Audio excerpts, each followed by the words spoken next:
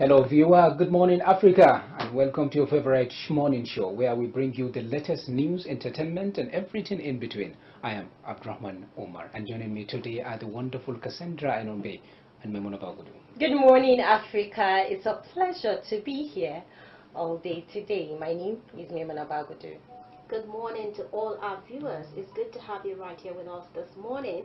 And we've got an amazing lineup for you on the show today, from exciting updates to some of the economic shifts that made waves, and then also bring you some of the political happenings. All of that happening right here on Good Morning Africa.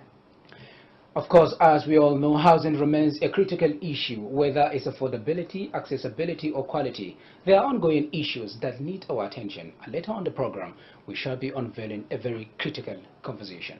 Meanwhile, on social media, it's going to be a fully packed show as we are going to be unveiling some of the trends that made the waves right there on social media. So please stay with us. And in the world of entertainment, it's been an eventful week, trust me, from blockbuster movie releases to chart-topping music hits. There's never a dull moment, to stay tuned as I bring you the latest gossip, reviews and updates from the glamorous world of entertainment later on the show. And we'll also be shifting our focus globally, where we shall be marking Zero Discrimination Day. So basically, we've got an exciting lineup for you right here on the show. So please stay tuned and have a wonderful moment watching Good Morning Africa. So don't go anywhere. We will be right back after the break with our first segment, Good Morning Africa.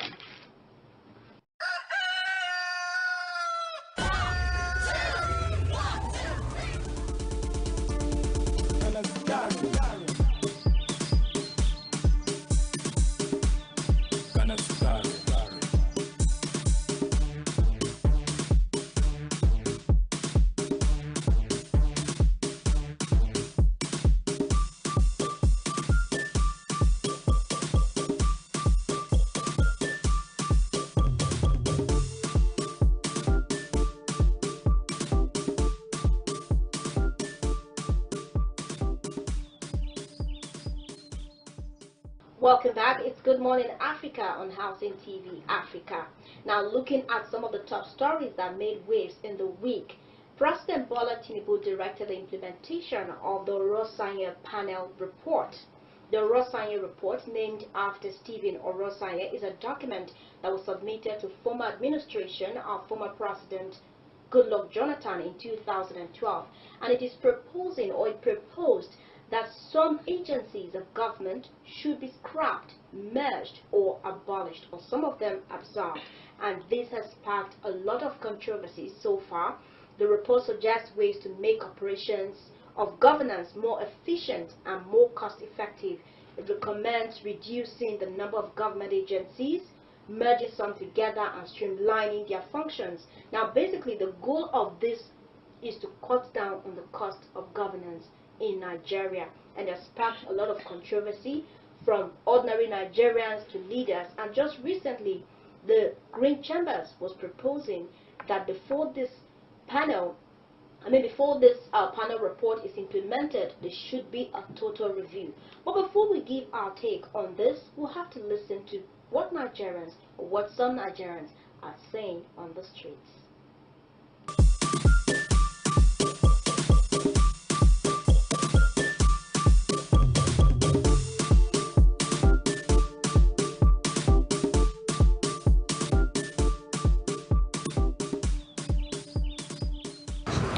Well, for Orosanye report, really there is a ministry that is supposed to be agency that is supposed to be merger.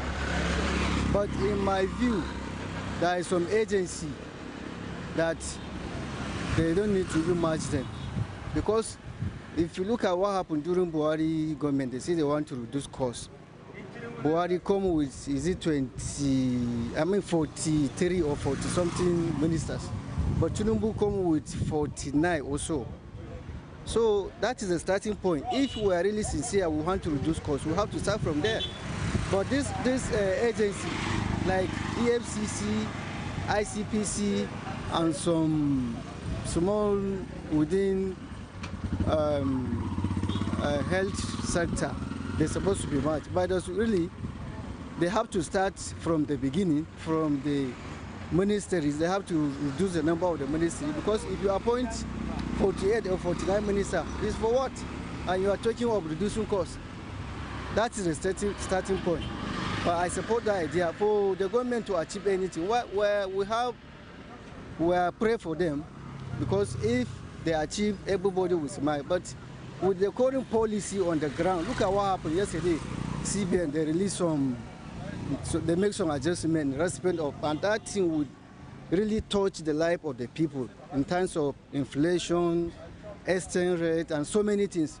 So for me, even CBN, they did not even go into detail. They're supposed to explain everything for the people. Because as this government started, they devalue our currency, which is number one problem that we have. They remove subsidy. 2 things or 3 things, they still.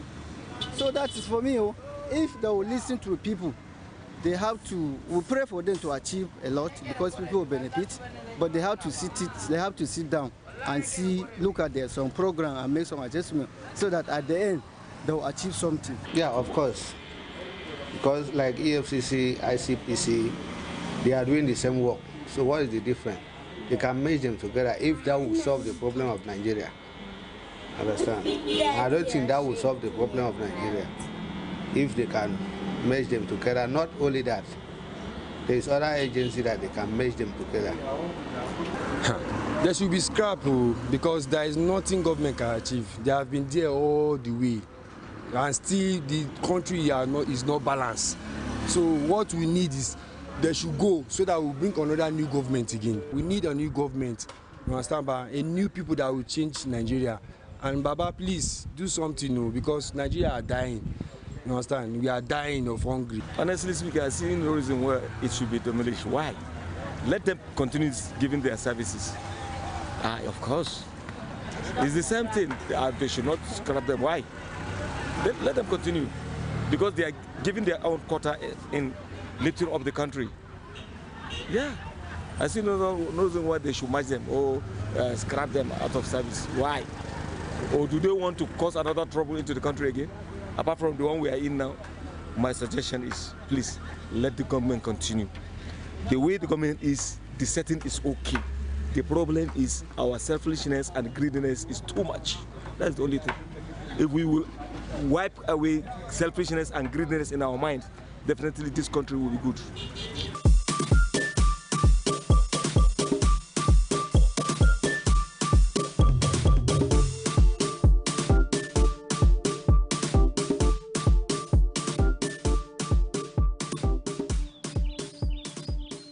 Well, there you have it. I mean, Maimuna, Cassandra, when you look at it, Nigerians are beginning to wake up to pick interest in certain typical issues of national interest.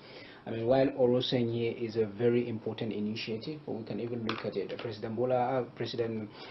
Former President Muhammadu Buhari, when he came in, I mean, he made the Orosenye report. I mean, he could have taken the step forward to even think of initiating it and everything. So we can say kudos to Mr. President Bola Tinubu for taking the recognition of how important it is for us to start cutting cost of governance. But one important thing that some Nigerians believe is that when we're looking at this Orosenye report or trying to cut cost of governance and all of that, these leaders need to start with themselves, from themselves. I mean, we look at the Orosenye report, we said first, we are going to start with the civil servants. Although the federal government is saying they are not going to demote or they are not going to terminate anybody. But there are a lot of things that those at the power, at the top level of government, from the Senate, reps, including the president, that they are doing, that if they are saying we need to cost of governance, they can start from there. Look at the House of Assembly. Look at from the Senate to House of the kind of billions, millions they are receiving. None of them come out and said, okay, we're going to start reducing our salaries. We're going to do this. None of them. When they, even as we were facing, during former President Muhammadu Buhari, there was high cost of living and everything. But of course, Nigerians were able to eat, once in a while, 3 times in a day. But when this time around, even when President Bola Tinubu came into power with removal of fuel subsidy, has taken toll on all of us. I mean, it's not severing anybody. They didn't come out. That didn't stop them from proposing to buy all these high luxurious vehicles and everything. And when Nigerians were showing their concern, some of these senators, what did he say? He said they need it because of the roads or something like that. They're even making joke on us. when you look at it. So I think these are some of the issues. Change need to begin with them. They cannot come there and be telling ordinary Nigerian that you need to be the change you want to see, when the leaders themselves, they are not being the change they want to see in the country. And they need to lead by example. Please, Mr. President, or the Senate President, Deputy Senate President, somebody should wake up, stand up in that chamber and tell them we need to start cutting our salary. See, the most disheartening thing is that you look at Nigerians, go out there, see how to find a food to eat is a problem. It's a problem. But we have not seen anybody coming out and saying, let's cut our salary. All the millions that's coming into their pocket. They are not talking about anything. Month by month, every city. None of them said we'll begin to be having plenary without having the allowance they are receiving. Nobody come out and say all of this. But when you look at it, you begin to say ICPC, EFCC. Now when they begin to merge all of these all these agencies together, look at it. Most of the serious cases, how do they intend to deal with these cases? Because they might decide official that is coming from the ICPC, one coming from EFCC. When you look at it, although the agencies look the same, all of them are dealing on the same different case. So you come and look at it, you said, all right, ICPC, we are going to absorb all of your staff to this. What about the cases they are ongoing? You need to sit down and say, okay, from you are going back to the so agency. You are going back to social agency. The moment you start telling him this is, if they join this ministry, he has to start reviewing. Will they be giving them enough time to make sure that they can deliver on that? Okay, so with what you have said, yes, Mr. Abdul, you're right on track, and I would say that the Orosai report is a good adoption by this administration. Yes. And it will interest you to know that if we really want to look at these ministries, honestly, even without this report, we know there are ministries that are supposed to be merged together. Imagine we have 541 we used to have, or we still have, because it's not been merged yet, we still have 541 ministries. So you can imagine the budget that is being allocated to that ministry every year. And you have 2 or 3 ministries that can come together and work together. Now you gave an example of ICPC and EFCC. What are their main roles? Their main roles is to fight corruption, is to, bring the bad guys to the book, try as much as possible to make people be accountable for their crimes. Yes. They do the same function. They work with the same function. So in the case of, they are having one case whereby the EFCC is having another case, and you're looking at it like, oh, how will they be able to work effectively? They will work effectively, trust me, if they want to work effectively, if they put their heads together. Because I see it as, you're bringing your wealth of experience from EFCC, I am bringing my wealth of experience from ICPC. We're merging it together to fight corruption and fight whatever we are meant to fight, based on what these ministries are being designed for. So I think it's a very welcome development, and it will make us save, according to the statistics they gave, it will make us save over 862 billion naira. That is huge. All right, look at it. We're talking about saving 856 million also. Billions also, because when they merge all of these agencies together. Have you sit to analyze, if we look into House of Assembly and their cost of government? Yes, how much we're going to we're going to look at. What some Nigerians are saying is that they are not saying that Orosenyo report was a bad idea. Every Nigerian, I believe, is of the view that Orosenyo report is a very good one. But what we are more particular in seeing is that, why are they not leading by example? That's the question. Okay, I think I would want to say that, first of all, it's very important that we clarify these are actually agencies that are going to be either merged, either subsumed, that is absorbed, or scrapped totally. And then some of these agencies, according to the proposal by this panel, some of these agencies are going to be moved into ministries. For instance, the Niger Delta Power Holding Company, according to this proposal, is supposed to be relocated to the Ministry of Power. And then also NIDCOM is to be converted into an agency and transferred to the Ministry of Foreign Affairs, because for some persons, they are like, there is no point why NIDCOM, that is the agency that is responsible for Nigerians in diaspora, the commission that is responsible for Nigerians in diaspora, why it should be operating outside of the Ministry of Foreign Affairs. So according to some people, they believe that it's supposed to be that way. Now, this is my concern. It depends on who is talking about what and at when.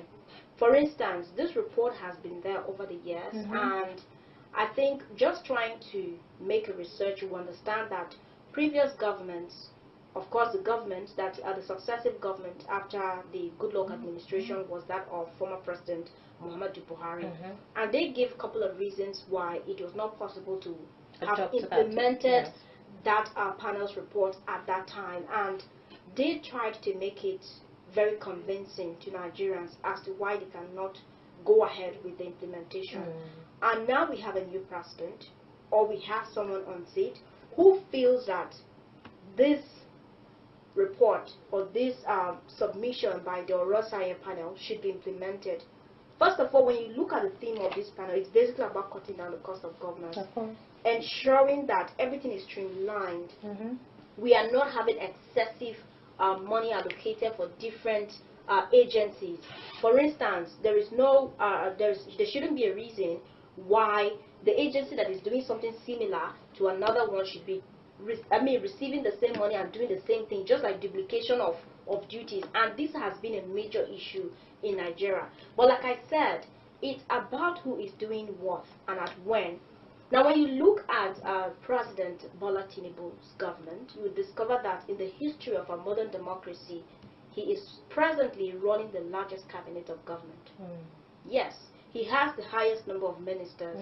And I do not know if this was the plan all along, like talking about the implementation of this panel's report, if this was what he had in mind all along. I've had the opportunity to scroll through his manifesto to see on what he has actually promised on reducing the cost of governance, because this has been a very huge part of our conversation. For the fact that it is just the 1% of our population, those who are privileged to be in the political offices, that enjoy our resources at the detriment of Nigerians. So if the president is talking about reducing the cost of governance, how true is this? So these are some of the questions that we should be asking. It's not just about saying that we are going to do it. I'm a Nigerian, and I believe that until I see it happening, it's not happening. So as much as the president has said something, how true is this going to come to pass?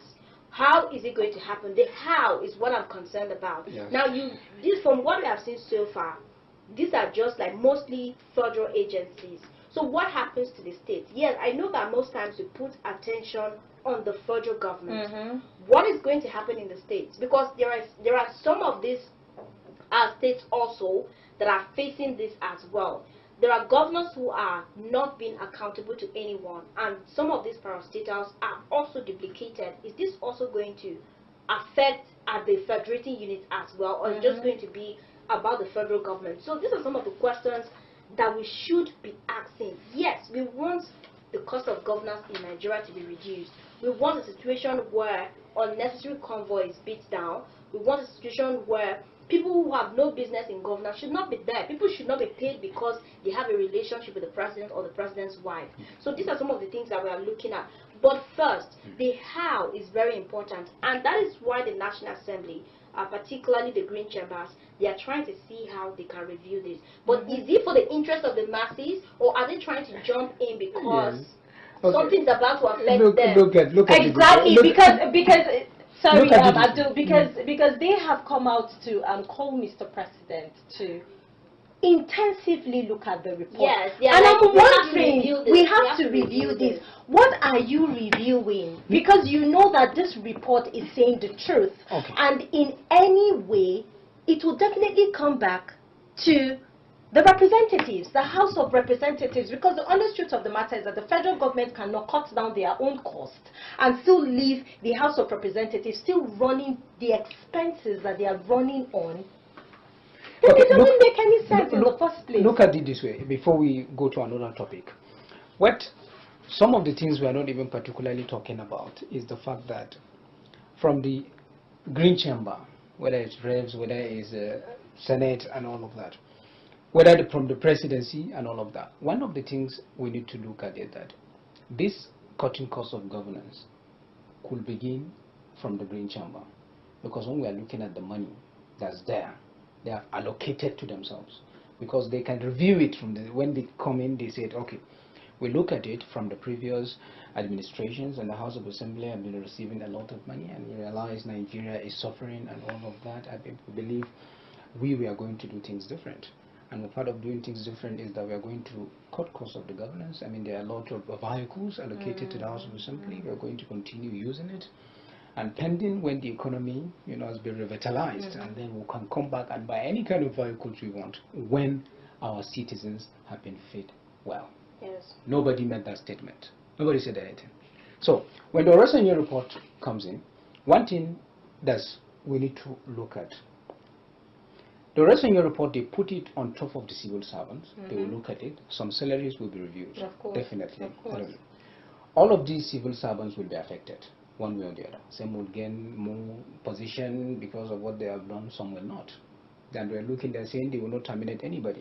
But something we need to understand is that from the House of Assembly, from the presidency, who are earning more, from the governors, from the House of Assembly, State House of Assembly and everything, they can all decide to start cutting the cost of governance from them, not from the common Nigerian. The civil servant is a common Nigerian. You can have person, even though we are saying ICPC, OFCC, they are there some persons would want to disagree with you. I know I had this conversation with someone before, Yes. and they asked this question that between politicians and civil servants, who do you think are And more corrupt? The civil Yes. servants. And I actually said politicians, but I Civil learned that servants. day that Yeah. without some of these civil servants, the politicians would not have access. course. All right. So sometimes you see that the politicians have a way of putting their people there. And that is why Yes. now that some of these agencies will have to go, they are beginning to make a case. I'm not necessarily saying that every politician that is there is corrupt, or is Sure. benefiting from the decay in the As system. well as the civil servants. Look, But as well. it's like it's an entire circle, it's an entire chain. And that is why we've been hammering on the need to cut down the cost of governance. But like I said, the how, or is the president, with all due respect, Yes. just trying to play to the gallery, telling Nigerians what they want to hear? Because like I said, was this actually in the plan from the beginning? Because if this was in the plan from the beginning, the president would not have so many appointees like that. In the first place. Yes, because if you want to have a slim government, you do not have a need to have that number of ministers. And like I said, looking at our recent democracy, the president is the one said to be operating the largest cabinet. So I'm like, is this like an afterthought, or was this there in the plan, or is he just trying to see what Nigerians want to hear? Now look at the And how actions. soon is he going to implement this? And from the action so far, I want to ask you, Yes. do you think that the president is going to implement this report? Well, one thing I would say is that even when you look at it, the recent NLC strike and all of that, yes, Mr. President came out. He was saying it's too soon for them to start acting. Why can't they give the administration a year or something like that for them to act when Nigerians are dying? You understand what I'm saying? It's a question. Nigerians are dying, so the president is telling them. Do you know? One of the things, I know we had a lot of presidents who are doing things that when you look at it, you will see, is it actually the person I voted for? Because he's doing something, you see, like in the policies and everything, no compassion. You don't see any level of compassion. I mean, we have to say it. Then you look at Mr. President coming, looking at Nigerians in the eyes and telling them, we wish there are better ways to do it. But Mr. President is still going to Egypt, Qatar, and spending money. On something much Mr. President, on something Mr. President could have done it virtually. You understand? Could have done it. There are lots of things on the issue. When you look at it. If we keep on going back and forth, trust Yes. me, we have a whole There are lot to lots discuss of today. things So to also in the week, the Nigerian Labour Congress and its affiliate unions took to the streets to protest the economic hardship in the country. And the protest took place in major cities in Nigeria, including the Federal Capital Territory. However, the NLC made a dramatic U-turn. That is a surprising thing for me, calling off the two-day protest on the second day. Well, one thing I will tell you is that NLC, to many Nigerians, it has been a political, I don't know, they are just That's why weaponizing sometimes them. I'm not really freaked about them going on strike. Honestly, with due all respect, I will look at them, the NLC, and I will say it. I used to have a respect for them. You understand? There is this feeling of respect whenever they say they are going on a strike or something like that. I remember during Yes. Oshomole's regime when he was, the president of Yes. NLC, the moment he comes out to say that we are going on strike, everybody panics. Okay, so where is the respected comrade? Where is it? I think that the issue in Nigeria Yes. is about the how. I'll still say about the how because everyone seems to know what to do except they get there. This And then when same they get person- there, they do nothing. Someone said something that there seems to be water, a form of water in government where once you get there and drink that water, everything changes.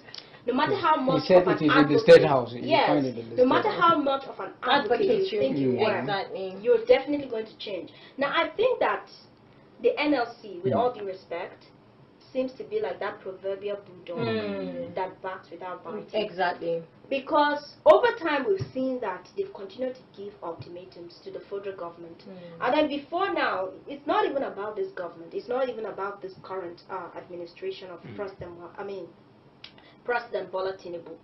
It's about the NLC, its objectives, and the expectations that Nigerians have of them.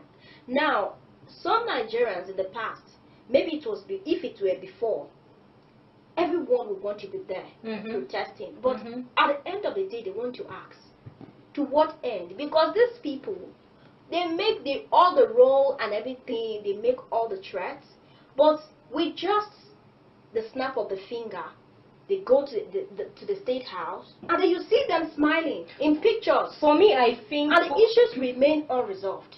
For me, I think the NLC have lost it after Oshomole's regime, and they need to find better ways, better measures to make the government and the people respect and listen to them, because the NLC is supposed to be a huge body for Nigerians to rely on, to fight for them. They should be the voice of the voiceless. They should be people that when they speak every single mind of every Nigerian on the streets and are out there. But it's more of political these days. You see them coming up. Oh, we've had closed doors meetings and what have you, but we're still going on strike on Monday. And then we get to Before Monday. you know it, I'm telling you, and they're smiling. They are smiling and taking pictures, like you said. So the next question that comes to mind: are they really advocates? Are they Or are really, they politicians? or are they politicians? Simple answer. So they need to let Nigerians know, so we know where to bury our heads at the end of the day, and not have this full hope that, oh, we have a body that is there that that can help us relay our message. Because as far as I'm concerned, the NLC should have a direct, or rather a close contact to the government. Okay, well, look at it. I think when you look at the whole thing, the issue of whether, the question to be asked, whether the NLC have turned politicians or advocates, I think, some of the time we don't need to listen to what they said. We need to watch how they act. And based on their act, what they are telling us is that they are not politicians. Because it's only a politician that will come and make mouth to you. We are going on a strike. We are going on a strike. And you will see, we need change. We need to make sure they implement the minimum wage. And then one Minister of Labour brought them together and sit them together. And they say closed door meeting. They'll sit down 2 hours or something like that. Later on, they'll come out. You see. Well, we have talked with the... Welcome to we have resolution. talked and he was going to come out. Everything will be fine. And then that everything will be fine. After 4 days again, you hear them coming out. Bringing out a press release. The we are going minimum on strike. Yes, Economic hardship and all of that. Exactly. And also what brings me to answer your question when you ask me, is President Bola Tinubu going to implement this Orange report? I mean, look at it. They had a meeting with the Labour, with the NLC and all of that. He promised them he's going to implement their minimum wage and all of that. Has he done it already? Your guess is as good as mine. Well, Now, Nigerians, has he done it? So that should answer the question you asked me, whether he's going to implement the Orange report. I think Mr. President needs to know Nigerians are having hope on him, and he should not be using the excuse of telling Nigerians they just get into government. He just got into government and he removed fuel subsidy. Now Nigerians are not eating. Was it not the same policy he made? Mr. President can make another impact. Mr. President can make an impact the same way he removed fuel subsidy. The Nigerians are suffering more of criminals in the street because they can't eat, you understand? More people knocking at your door saying they cannot eat, trying to rob you in your own house, you understand? The president, this removal of fuel subsidy, he needs to ask himself, is it bringing more issues or is it solving it? How do you expect to revitalize an economy that the people in the country are losing hope entirely? They are becoming more disoriented, losing more faith in government. When we look at it, before they removed the fuel subsidy, a common man can be able to go to the market and come back with 1,000 and he will still smile. Now, the common man cannot do it. A common man will make a budget of 2,000 naira to take him from office and come back. The moment he steps into office, he has no idea whether if that money he has in the pocket will take him back home. Because anything can happen. You might step out and they will tell you NNPC has increased fuel subsidy, the payment for fuel and all. So when you look at it, the whole thing, the issue of fuel subsidy is creating more problems that will continue to cripple the policies, and the government at the end of the day will be like, how am I going to deal with it? Because before they said there are some cabals that are benefiting from the fuel subsidy, and that's why they decided to remove it. When the cabals were receiving this money and everything, Nigerians were eating. Now they block the cabals. They are creating problems that the cabals also are still eating. They are still finding on. I think you that need to think on policy. I think that the Nigerian problem is not as complex as those that are in governance try to make it look. I think they try to make it look like something big, so that the masses will not have a lot of expectations. Just like you said, most of these economic problems we are having today arose from the fact that the president decided to make that one decision on the 29th of May 2023 that he was going to take out fuel subsidy without adequate provision for palliatives or other measures to cushion the after effects. Now, looking at some of these things, and we've seen that the exchange rate in Nigeria is not doing so well.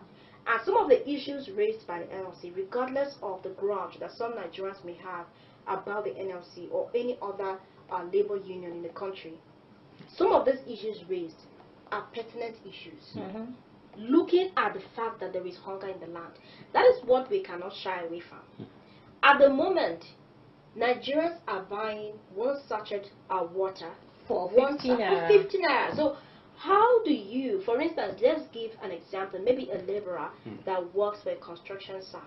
Sometimes they take 3,000, 2,000 naira, and they have to transport themselves, and you have to drink water. So how much are you going to buy water for a day?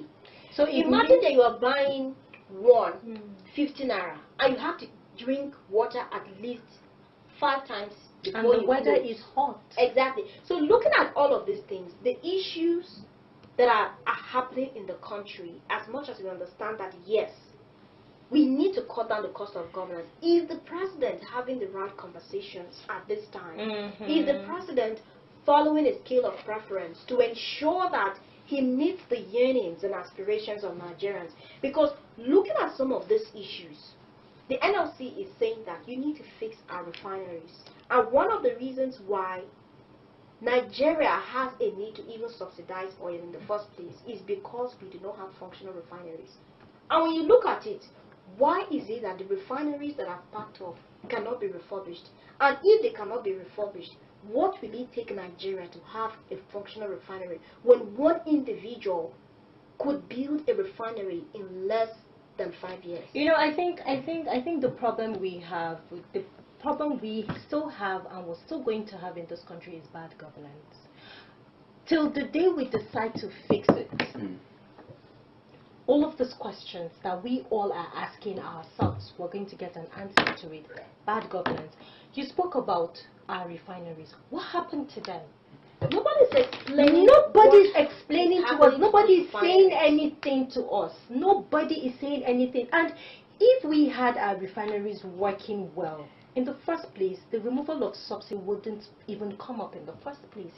But because our refineries are just there, you know, they've eaten the money, they've done, you know, it's just so painful. Look at it this way. We talk about one of the things a common man could enjoy in this country was the fact that you could buy a pure water.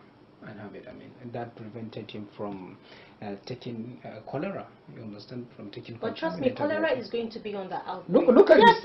Look at it this way. Look at it this way. Because people cannot afford just normal pure water that they feel safe. That's why I'm telling you. They are creating the problems. They think they are supposed to be problem solvers.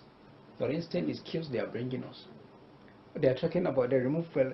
Look at the removal of fuel subsidy. Before the removal of fuel subsidy, we were eating. Before the removal of fuel subsidy, we were safe.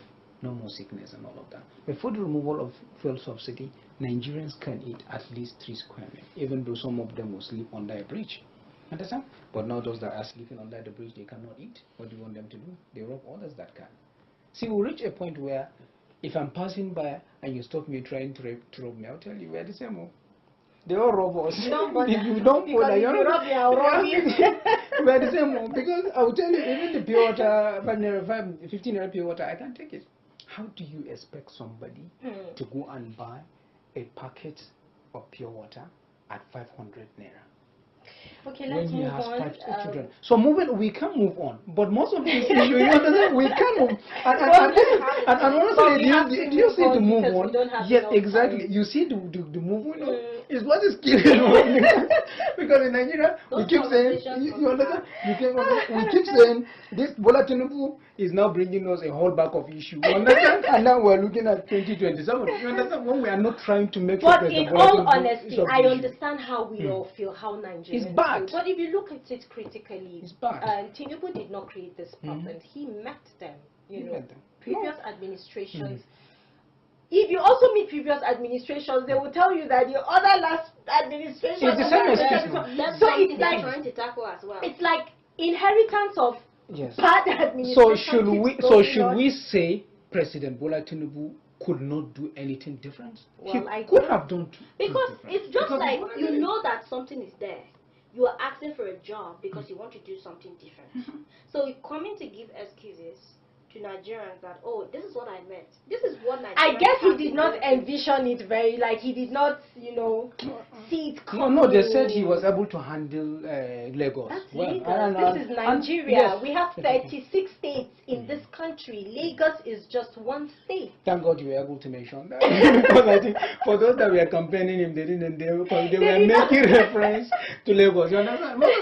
He said, go and meet Lagos State. See how he revitalized the economy. He has done this, that. Now the man is no longer talking. And the one that made this statement, if you ask him, you say, President Bola Tinubu shouldn't have been on this. Okay, let's move on. We don't have time with it. Also top in the week was the election of Prince Akintoye Adeoye as the president of the Real Estate Developers Association of Nigeria, REDEN. I mean, Prince Akintoye took over from Dr. Alhaji Ali Wamako, who has been steering the affairs of the association for quite some time before handing it over. Prince Akintoye has promised to pursue positive change. I mean, when you look at it, Prince Akintoye is taking over the affairs of REDEN at a very critical time. Yes. When you look at it, real estate is having a lot of issue, high cost of building materials and everything. What's your take, I mean, on how you feel he can be able to deliver what needs to be done? Yes, I think that it's basically about putting your words into action. Yes, and so far from the outlook, just like he's promised, to ensure that positive change is brought to REDEN, not just REDEN, but the entire real estate sector. I think a lot of expectations are there from Nigerians, especially those that are operating within the real estate market. Now, there are some things that some persons would say you should prioritize. For instance, transparency in transactions. Now, if you look, apart from the fact that, I'm coming to the fact that we are having the case of the hike in prices of cement and other building materials, but I want to pick it from the fact that there is need for transparency. A lot of accusations flying up and down concerning real estate market, particularly some persons who are notorious for ruining the reputation of the real estate business. Yes, there are people who are legit, there are people who are legitimate, and I think that that is where REDEN needs to come in, especially now that a new leadership is there, to ensure that some of these perceptions that people have about the real estate market are controlled, And that will start from transparency, in ensuring that there's transparency in transactions.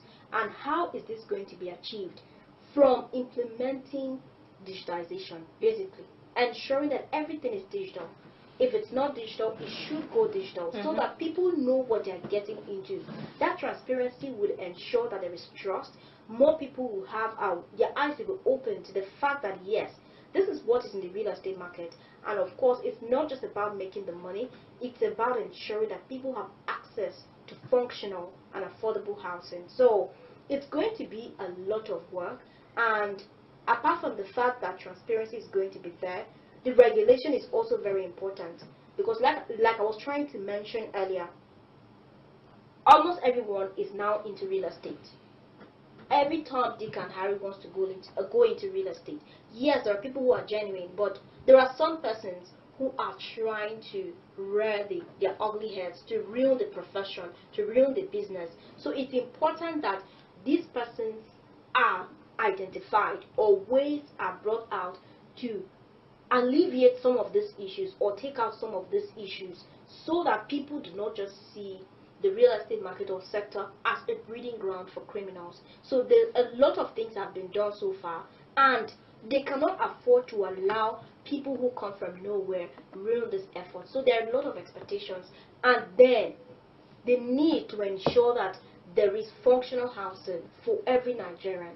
There is functional and affordable housing. That is also very important, because you want to look at it that it's not just about building houses. And some persons would say the issue of affordability is still very relatable, it's still arguable, it's relative. But at the end of the day, there should be something for everyone when it comes to shelter, because that has been recognized as a fundamental right. So I think that the new president has a lot of work cut out for him, and there are going to be a lot of expectations. But he should not forget to carry people along. He was elected with an ESCO, he was elected with a team. We're expecting to see teamwork. We're expecting to see that all that he has promised to do for Redan and the real estate sector in Nigeria is going to be there. So we want to see more of development. We want to see more of advocacy, especially when it comes to providing shelter for Nigerians. I believe, I have sat down with a lot of real estate developers in this country, and for many of them, they are trying to do their best in terms of contributing what they can to the nation's economy and all of that. When we were talking about in terms of employment, real estate market is one of the biggest employers of Nigerians when you look at it. But the major question we should ask, that's why I said he came in at a critical time. Nigerian government, with their policies, they are not helping them to thrive. I mean, they are trying so much to make sure they can sustain the business, but they are cutting now. Some of them are losing interest, losing a hope, because one of them was telling me that there are others like them who are already taking the whole business from Nigeria to Rwanda and other countries. There's a Nigerian who feels he can employ Nigerians, build a business in his own home without taking it. Rwanda had already been in existence, but he did not go to Rwanda in the first place. He said, let me be home. Let me do my business home. Let me employ most of Nigerians, my fellow men. Let them, through me, feed their family. But what is he asking for? He did not say, government, give me capital to start the business. No. He worked to get the capital. But what is he asking? He said, make policy for me that can be favorable, so that I can employ Nigerians. Of course. But is the government making that?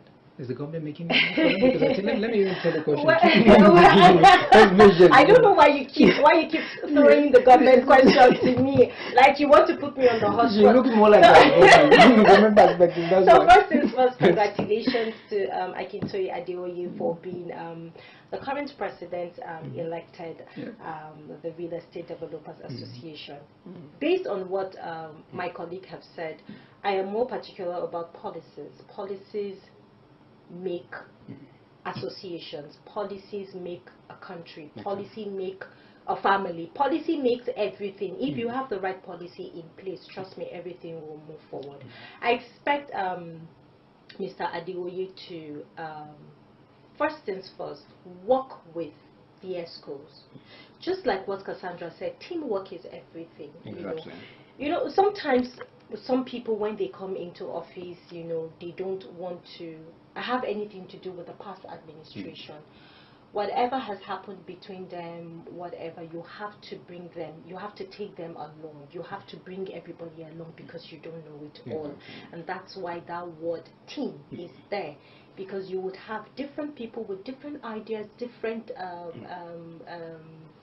exposures, different backgrounds. Bring everything to the table, see how you can work with these people to implement policies that will move the housing sector forward, most especially in providing affordable housing for Nigerians. Nigerians are suffering, for goodness sake.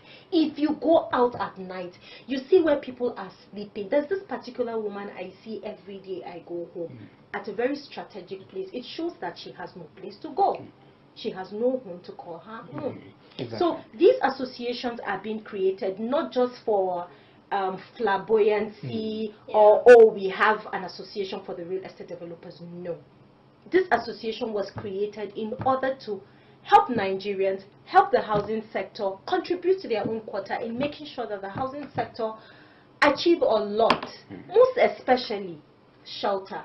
Shelter is very important. Yes. If you don't have shelter, Mr. Abdul, will you wake up this morning and come to work? No. Trust me, maybe you'll be looking for where you go and have your bath in one side, go and pick your clothes in one place. But when you have shelter, you are organized. You understand? You're organized. Your things are with you. You think well. You breathe well. You know, you do things differently. Trust me. So I expect Mr. Adeoye to work with people, seek other people's opinions. Don't just go ahead and take, just bring up, think of ideas and then you keep it to yourself and then you implement it alone. No, seek for ideas. Talk to people, meet advocates, meet different people in the housing sector, and make sure that your own administration will be totally different from the past administration. So I wish him all the best of luck. I see him as a very gentle man to start with. He looks gentle. I really hope that his gentility will not affect his position as the president of Redan. They're two different things. Okay. I hope so. Well, look at it. Before we go on to another topic, I have something to say. I mean, for me, the expectations are quite clear. I mean, she made it clear, and for a lot of Nigerians who believe the association is making an impact, they're expecting something. But what we are looking at, what we want us to remind ourselves is that said business is like journalism. It's an evidence-based work. You cannot be making marks. Saying, I will do this. Yes, I will do this. You need to show. And one thing is that the reason why I would say that they have been doing it, because when we look at it in terms of Nigerians, level of Nigerians they're employing. Anytime a real estate is developing an estate, we can see the kind of manpower he requires to do that in terms of for laborers, for this. No, I am not saying that. I am not saying that they are not doing. No, exactly. Well in the real I'm estate trying to sector. land in a place where, while we are expecting the expectations from him, let the policymakers make it easy for him to deliver. Because look at it this way. When they start to bring people-oriented policies that will help people like Prince Akintoye, they are helping themselves. Because government will come out and begin to tell you that don't depend on government to give you a job. And then we are having people like Prince Akintoye, who were even here, trying to expect something from him. And then Mr. Akintoye has the right to say, I'm not your government. No. He has the right to say, he said, me that is trying to help you. Our government is not making this for me. I can only do so. I really want him to, just like what Cassandra said, I really want him to look into the authenticity of people that are coming into the real estate, because we have lots of cases of people that have been duped, huge sum of money, nothing, they tell you there's this land somewhere, oh, I want to do this and all that. He really needs to look at that. And even him, he said it. He said one of the biggest challenge they are having is in terms of land administration, and that's where these quacks are able to scam other people and all of that. He said the government need to make sure, including the FHA and everything, need to digitize everything, because we're having a lot of lands. You will see they don't have title, they don't have anything, and we're having FCT, who there are lands here in FCT that do not have title, and then administration will come in. That's where the word illegal settlements come in. Because you have this land and we look at it, nobody is claiming it. People will just come there, start sheltering there, and everything. And when they develop the land, government will come and say, It belongs to the government. It's obvious there's a lot of work that Prince Exactly. You need to do, yes. Yes, the new leadership of Redden has a lot of work. Yes, yes. Please let him be advocating more. Let him be sensitizing them, because you know something. Sometimes when I sit, if I see some of our government officials bringing something in, some policies that are hurting our development and everything, I'll be like, do they actually sensitize them to know the importance that of is what? do they actually sensitize them? Do they sensitize them? But all Unfortunately, honesty, we have to move on. sensitization is very, very important. very So we key. have to move on. Unfortunately, we have to move on to the next segment. Alright. The Ajaokuta Steel Company continues to be a center of controversy despite its inability to become operational since its establishment, despite the huge sum of money that have been allocated to this steel company. And this particular company has been marred with decades of mismanagement, corruption, and lack of political will. Just recently, the Nigerian Senate launched a probe of the company over a $496 billion payment that was allegedly made by the federal government to one Mr. Pramod Mittal, the chairman of Global Infrastructure Holdings Limited, as settlement over contractual disputes. And then recently, the Minister of Steel Development, Shuaibu Awudu, said Nigeria is currently importing steel worth $4 billion annually. This represents a significant drain on Nigeria's foreign exchange reserves and, of course, a missed opportunity for domestic production and a self-sufficient economy. Why is Nigeria importing steel? It's so What sad. is happening? It's with so sad. Ajaokuta? It's so sad, Cassandra. It's so sad because Nigeria is a blessed country. If you're talking about what do you call it, iron and steel, we own it. It's part of the natural raw materials God gave to us. And I don't still understand why this Ajaokuta still, you see, the painful thing is it still falls back to bad governance. I tell you, people that are coming out and they want to govern, they don't have good intentions, because if you have good intentions, you're patriotic, you love your country, you believe so much in your country, knowing fully well that your children will reap from this country, you will do the right thing. Exactly. You just made mention of huge sum of amount of money. And I also learned that the annual estimated per capita consumption of iron and steel in Nigeria has increased from 5 kg in 1968 to 130 kg in 2015, meaning that planning for Nigerian steel sector since started in 1958. But 50 years after, the country is yet to establish a stable iron and steel sector, despite a huge investment of over $7 billion. Now, is that not painful? I do not know. I do not know, but there have been some allegations where some persons say that this same Ajaokuta Steel has some pensioners on its payroll. I do not know how true that is, but I'm still trying to find a way around getting the accurate information. All right. Now, looking at this steel company, what will it take for this steel company to work? Now, some experts have said that there is nothing that can be done. We should forget about this and stop burying money into this company, because every government that comes to the hope, comes to the promise that we are going to revive Ajaokuta. When they go to Kogi State to campaign, the first thing they promise, they use Ajaokuta. Yes. If you vote for us, we are going to revive this company. Up till today. If you do this, we are going to revive this company. But some experts have said that there is nothing that can be done about that company, that it is good as gone. So why is it that so much of money is being invested? Why is it that some settlements have been allegedly made at the detriment of Nigerians? And right now the Senate is saying they want to probe. What is going to be the outcome of this probe? Is it just to shift attention? Are they just saying it for saying sake? Are they going to speak for Nigerians to know why some of these monies that have been allocated to something that is moribund, something that has not worked over the years? Since the late 70s that this establishment has been made, it has not produced anything viable for Nigeria. So why is it that we keep putting so much of investment into something that is not working? So it's a lot. Well, to tell you in short is that that's where how they can get to corner the money and everything, because you have not seen just basically that is because what it is. because you have It's not basically you have what not it seen is. any administration that comes after administration that invested so money in Ajaokuta and None. did not get any result, and then when None. another administration said, okay, I need Instead- to make sure, they'll just say we're budgeting another one. And even with the budgeting, that moment they are telling Nigerians Yes. that we're budgeting so amount for, just be rest assured that after that announcement, that money has been shared. Exactly. It's simple. No, before they even made the announcement, it's already been shared. You know what? One thing somebody was telling me, one reporter that is, has been at government house and all of that. He said, when you see them coming signing deals, they have already discussed it last night. Of course. And they have so what they are doing is That in one the is morning, just for. can you for imagine people that to where see. it's still happening in this country?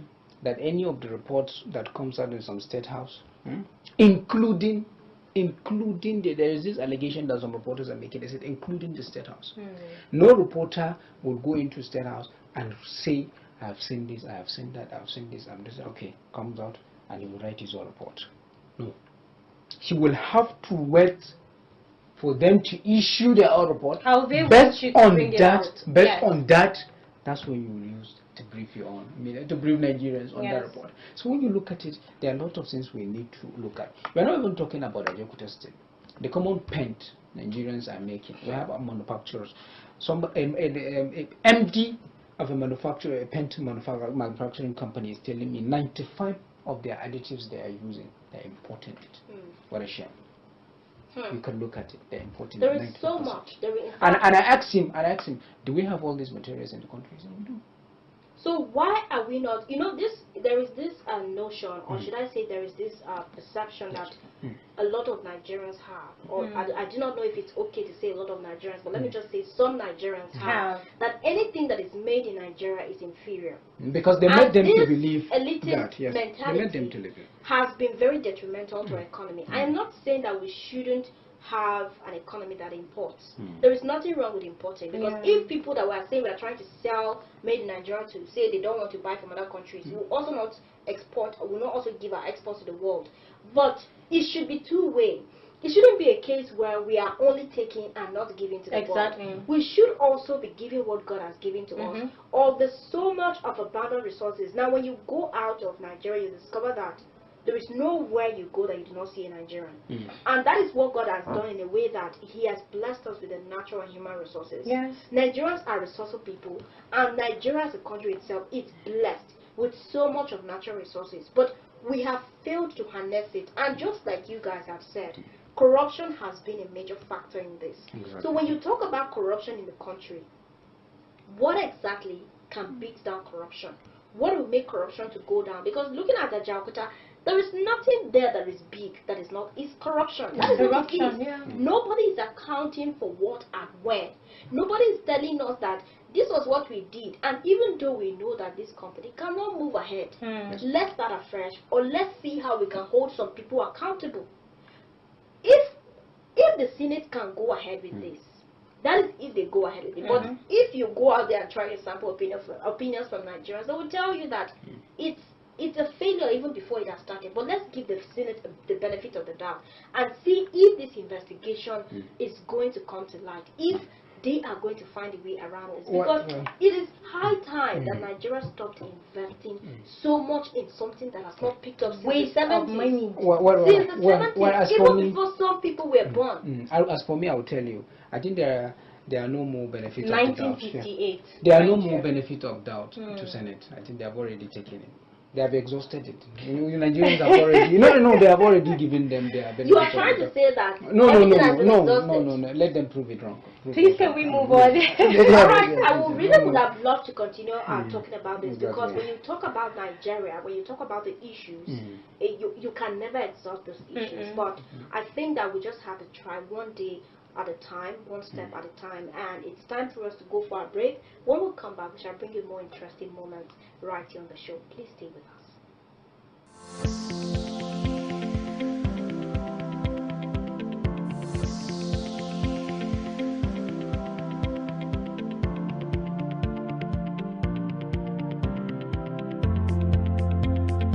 Thank you, AIHS, for the opportunity of this exhibition. It was a nice experience. I would like to make it again. Thank you, AIHS. Thank you so much. Thank you, everyone. Thank you, AIHS. Thank you, AIHS.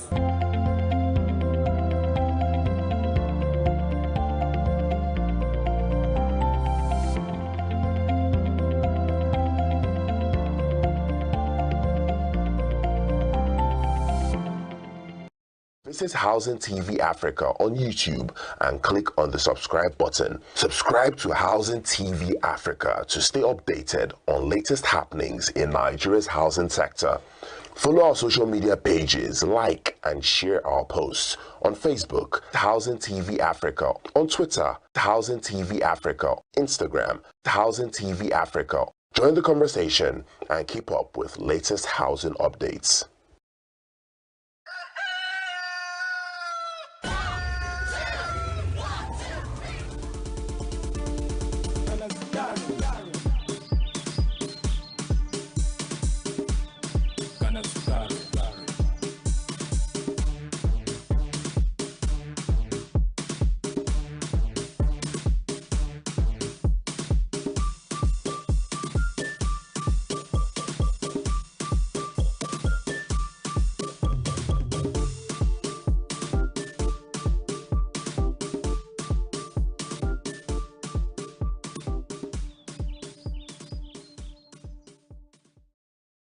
Welcome back. Good to know you're still there. Moving on to our next segment. And in the world of entertainment, it's been an eventful week with a whole lot of drama, a whole lot of issues happening in the world of entertainment. And first, we're going to move into the movie industry. You would all agree with me that the movie industry has been booming, but first we're going to start off with we'll look at the new movie by Tyler Perry. Have you seen that movie? Which movie is that? Have any of you seen that movie? Mia Culpa. Have you seen the movie? Well, as for me, I'm a Nigerian fan. I always try to watch Nigerian movies. It's actually okay. I know what I'm going to do. Okay, I'll give you my next password. I understand. Please, you should. Okay, so this movie has to do with a criminal defense attorney who takes on the case of a seductive artist accused of murdering his girlfriend, but when burning desire takes hold, things got hot and dangerous. I love the fact that Kelly Rowland really depicts that. I loved her strength. I loved the way she played it. Like, you know, she's a very good actress, and she played that character so well. And it's one movie that a lot of people want to keep watching, and Tyler Perry is a great producer, trust me. Now, this movie stars Kelly Rowland as a criminal defense attorney, like I said, who took on the case of the artist, and the artist was played by Trevanta Rogers. I beg your pardon, yes. Who was accused of murdering his girlfriend. Now, this movie has stars like Sean Saga, Nick Saga, like you could go on and on and on and on. Cassandra, let's leave Abdul. Abdul is not in. No, I have something to tell. I have something to tell you about. Meet me later for my Netflix password. I will do that. I won't do that. Okay, first of all, is that I've known the movies. I know the kind of director and producer Tyler Perry is good. While I said I actually like to watch Nigerian movies, and also, you know, I have to keep the trend. You know, he always said, you know, being current is the currency of life. Let's give him that. You understand? Okay. I tried to make sure. Tyler Perry did a movie. I think the name of the movie, Acrimony. And you can look at it. I think one of the best. If you don't know Acrimony, I'm supposed to sue you. So even I believe I made the case. I made a wonderful presentation back then during the university days. I mean, you know, as mass communicators, we have to analyze some of these movies, like you know, based on realistic thing happening. And we look at it, so it was so interesting. So when you made mention of it, I said, well, we're there. So Cassandra, what do you have to say about Mia Culpa? I would say that I think that movie, the title of the movie, the inspiration is drawn from a Latin word, through my fault.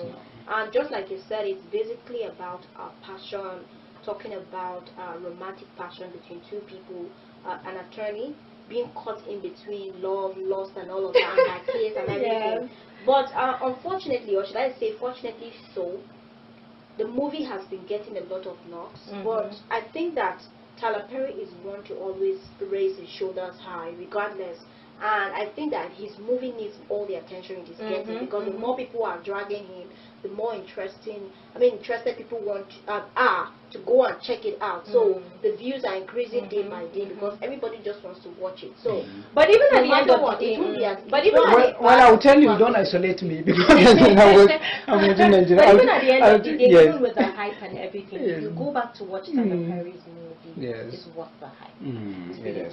For some people, feel like it is basically overhyped, and some people are like, it's Tyler Perry. And the problem is that the movie is written by him. Yes. It is directed by him. Produced by him. But the man is just too much. Who knows what he wants. Exactly. What he wants. He represents the plight of everyday Black Americans or African Americans, as you put it, and his stories are very relatable. Yes, these are stories that happen. A lot of his movies that we've seen, just like you mentioned, Agreement has continued to spark controversy. Even up to now, people I don't know who was at fault, the man or the woman. So I think that no. I think for what I can tell, yes, I think what I can tell you is that Mr.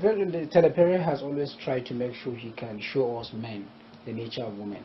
I don't know. He's trying to bring exactly. It can't be one way. Because he's talking about Mia Culpa. Yes. Somebody allegedly killed his girlfriend, and then an attorney comes there to represent him, and then one thing leads to the other, and then they fell in love. So it's a whole lot. These things happen every day. And just to show that no matter how much of a strong woman you think you are, or a man you think you are not infallible. Yes, our emotions will always try to get the most part of us. So that is just the depiction of it. Okay, so thank you so much. Okay, for the record, before we move, you still want before people should tell us we're advertising Tyler Perry's movies, we're actually not. I mean, we are based on his movies to the reality we are living. Exactly. I mean, the betrayal of women, the betrayal of men, and all of that. Understand? I call it betrayal of men, so that you don't say I'm one way.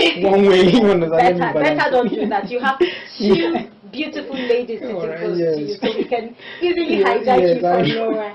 Okay, so moving on, The Johnsons, a Nigerian TV series produced by Rogers Ofime, one of my favorite Nigerian drama series, is coming to an end. So sad after 13 unforgettable years. And the saddest part of it is this particular last season did not have our favorite character. That's the late Ada Ame.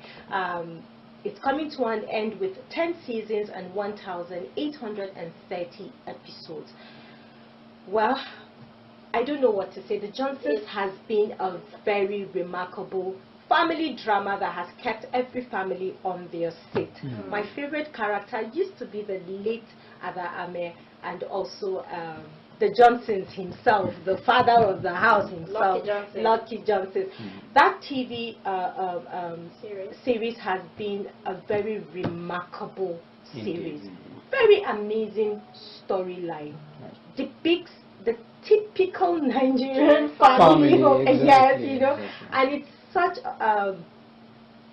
it was really a good movie. Yes, and just picking it up from there, the series or the sitcom, so to say, has been a roller coaster of emotions, and with the fact that the bond that they created out of that movie or out of that series, right from set and to real life, and even to the unfortunate demise of one of the lead actors, talking about the late Adam and all of that, they still held on together and everything. I think that it's just trying to push the Nigerian movie industry to the world. You know, Nigeria has a lot to offer when it comes to entertainment, and Nigeria has been doing so much. When you look at what some of our artists, some of our celebrities, some of our actors, A-list actors and all of that are doing, and even the ones that are still up and coming are doing, you understand that the sky is big for everyone to do. Yes. We literally watch some people grow in that TV series. You're right. It's been a great opportunity. People were employed, people were given the platform to shine and everything. So kudos to the producers, kudos to everyone that made that show a reality, for all the laughter, for all of the emotions and everything. It's been a roller coaster. But we wish them well, and we hope that we'll see more of this on our TV screen. And we do appreciate their consistency. Yeah. So you watch this, you watch this one, right? I'm a Nigerian now. Okay. That's good. And one of the things is that one of the artists there, when you look at it, is somebody even right from growing up, unless you move in the person of when they join them together, Aki and Popo, you know all of that. So I like entirely when you look at anytime any of them is in any of the series. So I take special interest in it because these are the people that our children and we even like to watch. So coming back to have a family movie series like that is okay. So let's move on from movies to music. Yes, very good thing to speak about. First, we're going to look at Asake's controversy with his newly released music video titled Olimi. Now, there's this issue about Asake, but before I come to that, I'll just narrate a little to our viewers. So, Nigerian musician Asake's latest music video, Olimi, has triggered strong reactions, particularly from the Christian community. Now, the video features scenes that some viewers consider disrespectful and offensive to their faith. The controversy centers around depictions of the holy enchantress and Asake, who is a Muslim and wearing priestly attire. Now, do you know what I tell people? People need to learn how to respect other people's faith. Yes. It is very important. We are all Nigerians, and over the years, religion has caused a lot of problem in this country. There are people that have lost their homes, due to religious riots. There are a whole lot of misconception about people not respecting other people's religion. And Asake over some, since he started music, has been a major problem. There are certain things you don't mix with entertainment. Let's be honest. Religion is religion. Entertainment is entertainment. Yes.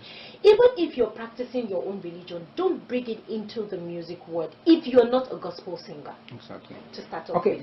You cannot, you cannot be, having a musical video and then you pick someone else's religion, you put it in that music video and you make, I don't want to use the word ridicule, but you mimic, you do some very funny things. Yes, it's basically ridicule. Thank you so much. It's basically ridicule. You ridicule people's religion. It's not nice. We should know how to respect people's belief, people's how people want to do their thing. Respect is reciprocal. How would he feel if anyway he has done it with his own religion? He has had a musical video, if I'm not mistaken. Peace be unto you. Exactly, peace be unto you. And all of that. It's not a nice thing. And if people are coming out to say that, why should you be doing this to Christianity? Exactly. They have every right to, because people are different. Even in practicing the religion, we have fanatics in it. People that don't play with their religion, don't play with their religion. It is uncalled for. So I really don't like what Asake did in that musical video, and I really hope that he would see reasons as to maybe be shooting another musical video if he really wants. No, I'm being serious. Funny enough, if he wants to make a name for himself and gain more respect, trust me, he should do that. I think he should reproduce another musical video. He will gain more fans with that. I remember a time when the video did something similar, where I think it was not even his song. An upcoming artist featured him in a song, and that thing went viral on Instagram. Yes. And even though some persons were like, you guys are being too extreme, the video, because of the respect he has for his fans, he took down that video instantly. Now, I don't even want to look at this from the religion perspective. I want to look at it from the human angle, for the fact that it's one love. And like you said, respect is reciprocal.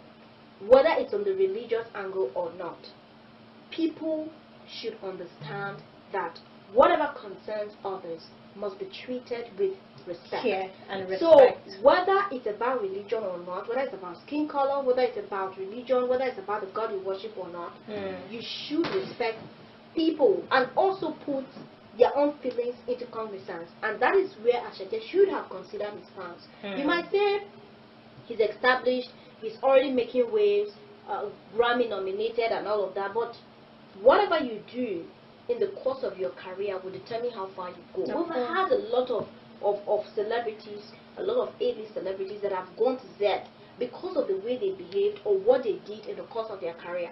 There are some people that have stayed at top, those that have not been cancelled and all of that, because they have tried to stay out of these controversies. So sometimes they will tell you that yes, controversy sells and all of that, but there are certain controversies that you have not to be minimal. Even start in the some persons are saying he should apologize, but the Mm-hmm. music video is already there. I do not know what will happen at this point, but I think going forward, Nigerian artists should learn to respect religion. Yeah. All right, People's religion, yes. whether Christianity, whether Exactly. Buddhism, Exactly. whether Islam, whatever it is, just respect people. Whether they are worshipping stone, allow them to worship their stone and respect it. Exactly. So now let's look at this.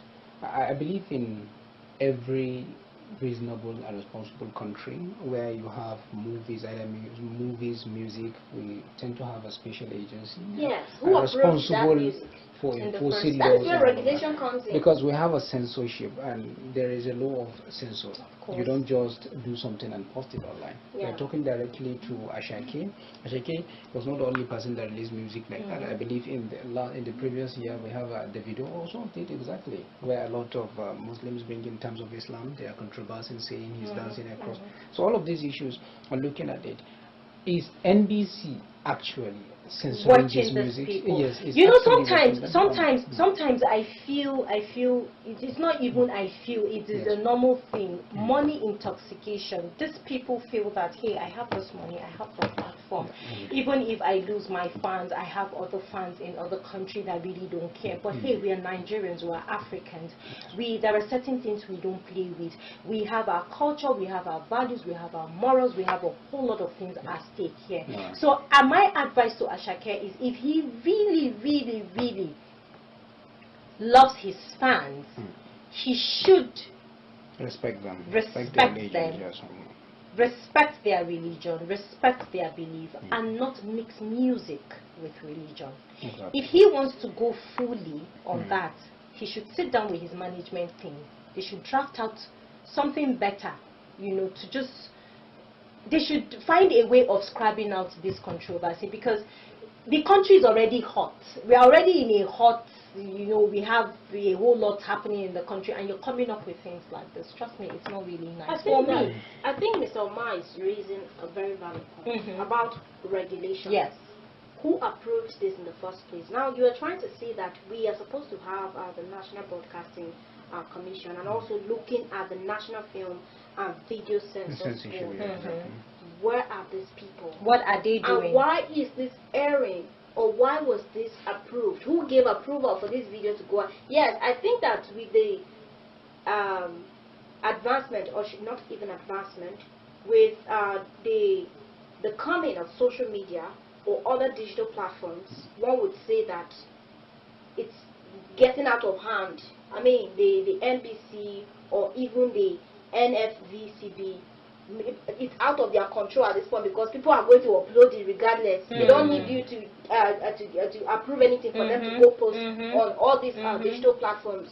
But what about our TV stations? What about the TV stations airing some of these songs? So I think that when people begin to understand that there are consequences, they will be more responsible. Of course. And like I said, it's not just about religion. It's about respecting people, regardless of who they are, what they worship, or where they come from. So I think that for Ashake, it has happened already. I do not know if he can take down the video, but I think Nigerian artists can actually do better. They should respect their fans in return with a much recognition or much admiration that they get from some of these fans. Thank you so much. Let's move on quickly to fashion. The weather is hot presently here in Nigeria, and one particular thing I want people to know about is, despite the fact that the weather is hot, people should know how to dress decently, still looking classy and good to go. Now, I have a problem with dressing, most especially I'm going to start with our agenda. Sorry, ladies, but I'm starting with our agenda. Yes, so it's table shaking moment. I'm sorry. That's why I'm even apologizing to you people. I am sorry, but I have to start. Yes, you can see how we dress lightly. I know, Mr. I mean, in 10 minutes, in 10 minutes you can see us. I'll just get ready and come on. But when you are waiting for her, she'll spend an hour. Okay, sometimes they say that women spend so much time and they still come out naked. Exactly, they still come out naked. So my She will point still is, come out. She will still come out and say, "Did I forget that?" okay, so I have a problem with the way ladies dress these days, most especially with the weather. When you ask them, say, "Can't you see the weather is hot?" What is the weather is hot? Auntie, cover your body. It's simple. Exactly. I'm not an advocate for indecent dressing. Yes, obscenity and all that. Exactly. You can still be all covered and still look classy. Exactly. You step out and people still look at you and like, man, you look good. I love what you're wearing. When you go to some offices, some banks, you see a lady sitting, you know, all her cleavages are out. And then the next thing is, oh, the weather is hot. There are outfits you can wear that will still fit the hot weather. Cassandra, I don't know if I'm saying the right thing. I think you are right on point. I know this is one conversation that some persons will feel like, oh, it's do what you want or do You're what trying makes to you attack happy. their independence. No, it's not an attack. I think that if we do not say it here, it will be a great form of disservice. Of course. It's just to say it. It's not just about we saying it because we have a privilege of sitting here. We're looking at it from the perspective that we want to raise a generation of women that understand that their body is supposed to be a temple. Yeah. Yes, and not exposing that body is what you should cherish. Yes, we understand the weather and everything, but as much as we are not trying to dictate to you what to do because you're an adult, it's still very important that you are moderate with everything. Because just like they say, where your freedom stops at the beginning of my nose. Yes. So you wearing something that is going to make my eyes uncomfortable is a discomfort to me. So you are definitely infringing on my rights. So I shouldn't have to look at your cleavage when I go to the bank. I shouldn't have to see your thighs. All of And those things. okay, so there's this picture that came out some few days ago concerning a lady who visited one of the banks. I won't mention the name. One of the banks, and she wore I call that a mini bomb shot, because all of her body, her backside Everything was out. And then people are asking questions. The bank, the security, the people in that bank, how did you attend? I will tell you, please, can you go out and dress properly? I think it's high time we need to start, you know, inculcating this thing, sounding it very well, especially ladies. You see men cover up, even in the heat, you see them wearing their suits, they are all covered up and everything. But then you see a lady exposing her body. These parts are called private parts for a reason. And they are private to you. Keep it to yourself. It's not for the public to see. All right, I think on that note, there is one comedian, he's a Nigerian comedian, who called himself the Trinity, Trinity. What he does basically is that he will go around different streets. I mean, within Lagos and some of the east, where they are the women, where the ladies. Yes, he's always harassing them. Yes, where the ladies. What he's doing there is because I think he got tired. No, he got tired of the fact that why are these women dressing like this? I mean, so some of these women, he will, go and be looking at them, approach them and be like, why are you dressing this way? Go back home. As a stranger, I should be like, what are you doing? Who are you to tell me to go back? You know, the world has changed. This is the level. This is the level. Now, all of these women, they now feel like we're a democratic country and they have special independence. Even if they don't act like this, if they go to UK or any other countries, they also do the same. Okay, fine. In the UK and all of that, yeah, but it does not justify the fact that they should be dressing like this, because you can, even if you are dressing like this, whether you are Muslim, whether you are Christian, wherever you are coming from, man, exactly. If you are thinking you are doing it in order to attract men, I will tell you from my own perspective as a man, I will tell you as a man. Okay. I'm not a man, but men, you don't even know what men want sometimes. Yes, you don't even know. Oh, don't even go there. Let's not even go there. But not marry them. But you know one thing, I had a conversation. No, to be honest with you now, Cassandra, we have some men. Okay, let me speak for myself here. Okay, if now you are doing it to attract men like me, as a man, I'm not doing it. Okay, now let me bust your bubble. Yes, I had a conversation with my neighbor 2 days ago concerning this. So I came back from work I met him close to the gate, and he was like, "Oh, you're looking good." I said, "I'm just coming back from work. It's not money." He said, "Yes, I know. That's what I'm telling you. You look good." So we're now discussing. He said, "I love the way you dress. You know, you're all covered up, but you still look very good." And I am pleased to let you know that a lot of men will go for you than the ones that are exposed on the street. And I told him, I said, not in this Nigeria. Hold on. And I told him, not in this Nigeria, because men are driven by what they see. He said, no, point of correction, not all men. That men that are driven by what they see are a different breed of men. But he's putting it to me that any man, any right-thinking man that sees me would go for me and leave the one that is naked, because every decent man wants a woman to be all covered up and keep her body. Exactly. So now you see, now you have two men. Now you have two men. I'm here. It's not all. Yes, it's not all. Yes, I know that it's not all. So she's of the belief. So she's of the belief that they are complicated. But on that hill, that it is. But she's right. But she's right in her own way. Did you meet? Let us hear her testimony. You met the bad ones. It's not about. Did you meet the bad ones? Okay. Don't shift it and make it about me. Okay, now, Mr. Abdul, do you know that there are still men that will talk me down? Exactly. They want the women I have had that experience. It's like, what are you covering? I'm like, excuse me, I don't understand. What are you covering? Can't you? Some will even say you are behaving like an old woman. So I would say, to that man, there's still some men that still want. Okay, there's still some men that are comfortable. He has failed us. I will tell you.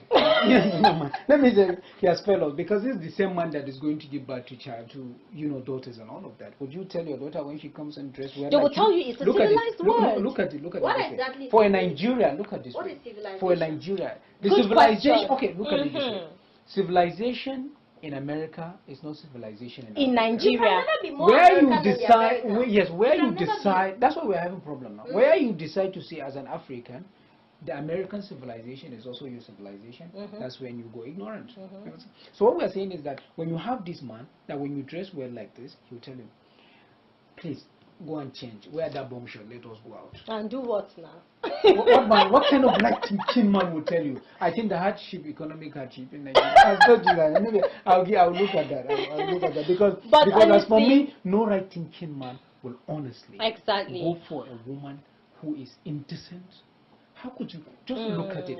If he actually loves you, he will keep his property. I'm coming for this explanation. I'm coming for this. So I like that. I should let you okay, guys. I'll come to this tutorial. Okay, guys. So to wrap up, talking about fashion and how to dress properly. Please, we're Nigerians, we're Africans. Exactly. Just like I earlier said, we have morals, we have values, we have cultures, we have traditions. Yes. Ladies out there, please let's learn how to dress properly. And even the youngsters, the guys, you know, you see a guy sagging, his boxers all out, you know, showing bare chest and all of that. Those things are provocating. Dress properly. How you dress is how you will be addressed. Exactly. Thank you. All right, now moving away from that, thank you very much, Muna, for giving us all of that segment. Now moving on to another segment, bringing you some of the trends that made hits on social media.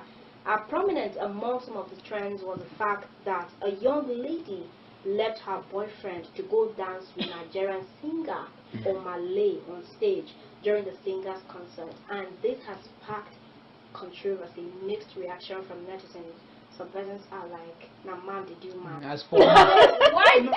I refuse to blame. Okay, I'm a man. Okay, why are you not blaming Omale allow another man's babe to go and meet him, and they were dancing? I don't understand. No, okay, now excuse another me. Question. When did women allow us? No, not that. Now, Cassandra, you will not blame Omale. Omale is a musician, he's a star, he's a performer, he was performing. How will he know that this girl came with her boyfriend? My question exactly. She's a fan, just like every other fan that he actually picked her from where she was with her guy. Now, how will she know? How will he know? Okay. You already said it. Okay. Devil's advocate. The thing there is that it's people tend to behave differently. They see the idols, so to say, the people they idolize, the celebrities they like and all of that. But I think that this one was quite extreme, because when you see the guy when he was leaving after the concert, that is the boyfriend in question. I think the first thing you're supposed to ask me, I think the first thing you're supposed to ask me was that, how will I feel? Because my man's sitting here. I mean, maybe you haven't done it. How would you feel? Yes. How would you feel now? You're the only man here now. What would you feel? She gave that. She said because she bought the tickets. So, and then some men are like, a woman, you can give a woman everything, but the one day she feeds you, the whole world will get to know about it. It's just a mindset for me. So you agree with that too? No, I'm female, but I'm putting myself in the guy's shoes. Because looking at the video after the concert, he was leaving so dejected. You go with your babe to a show, and then the artist pulls your babe. She goes, and then she's giving all of the erotic dances and everything. It doesn't show respect. Now, there was a time that D'banj, a young lady, went to a show with her boyfriend, I think her fiance also. D'banj went to her. You know D'banj, and then D'banj was hot. Of course, was hot. Coco Master and everything. D'banj was like, come dance with me, babe, and everything. Do you know what the lady did? Collected the mic and told him respectfully no, that she is here with her guy. And she cannot go up to it. You know, Cassandra. So my question now, nobody should blame Omah Lay. So for the question now, so now, do you share in the idea that no matter how much, a man should not depend on a woman? No, it's not about dependency. Yes, it's about character. It's about character, and then this brings me to self-respect and respecting your man. Okay, yes. I always say it that as a lady, I have self-respect for myself. You can't give what you don't have. Yes. The moment you have self-respect for yourself, trust me, you would give that same respect to everybody around you. Particularly when it has to do with your man. It doesn't matter. Even if you bought the ticket, you bought the clothes he's wearing to the concert, he bought whatever, it is wrong. At that moment, you have dropped down his guard as a man. You know, you have, there's this thing they'll say, you don't bring and come out outside. It's totally wrong. Yes. What she did was wrong and uncalled for. Forgetting that Omah Lay is a celebrity, Omah Lay will not stick with you, even if you feel, oh, he was a bit attracted to you based on the dancing and everything you guys shared that moment. But that was disrespectful in the first place.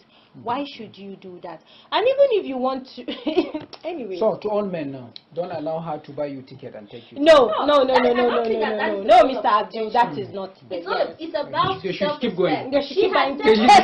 She has said it that it's about the woman you have. Yeah, it's about the woman you have. The love that lady had for her man, or the respect, so to say, is just little with a pinch of salt. Yes. Because how do you go about dancing? You can, Omah Lay could have serenaded her. There's a way he would serenade her without necessarily going to do all of, you know, there was a way she was doing and everything that it was giving, I could not wait to see Omah Lay. Okay, so now, are you blaming Omah Lay? No, I'm just saying that the lady was fun. It was like, as an artist, she was already waiting for. But I think that it's, the comments are there, and we cannot have like a one shoe fitted all, of course, one size fitted all perspective to this. But from whatever side you stand, what that lady did was quite disrespectful, and people should not treat others because of what they have given to them or what they give to them.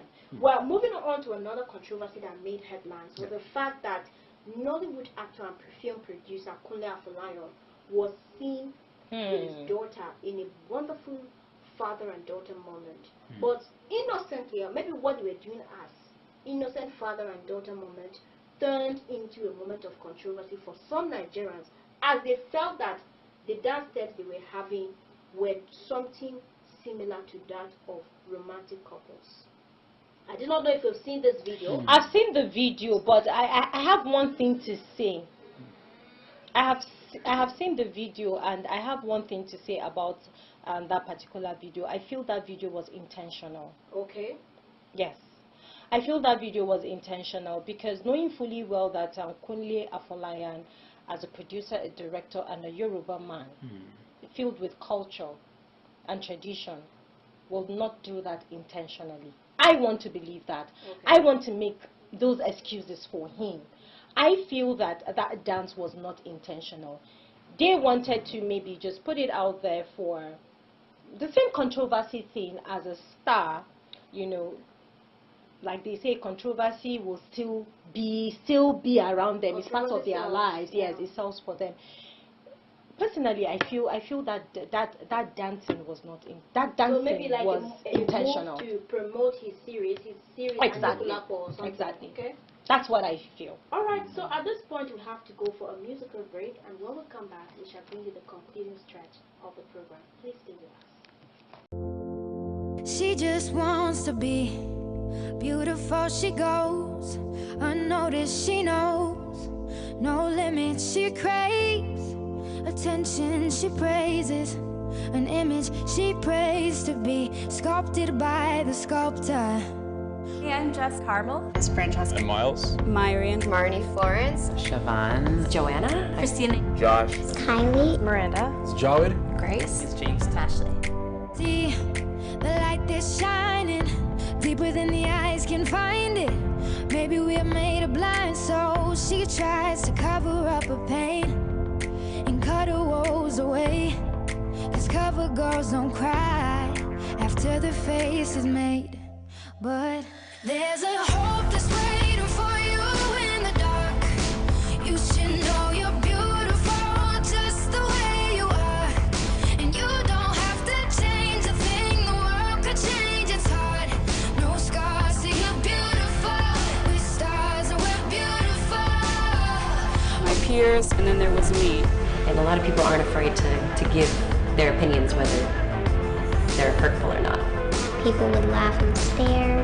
People watching you eat and making little comments. Because I grew up thinking that I had to look a certain way. I never thought I was as pretty as the other girls. Be proud of it. I shouldn't be trying to hide it.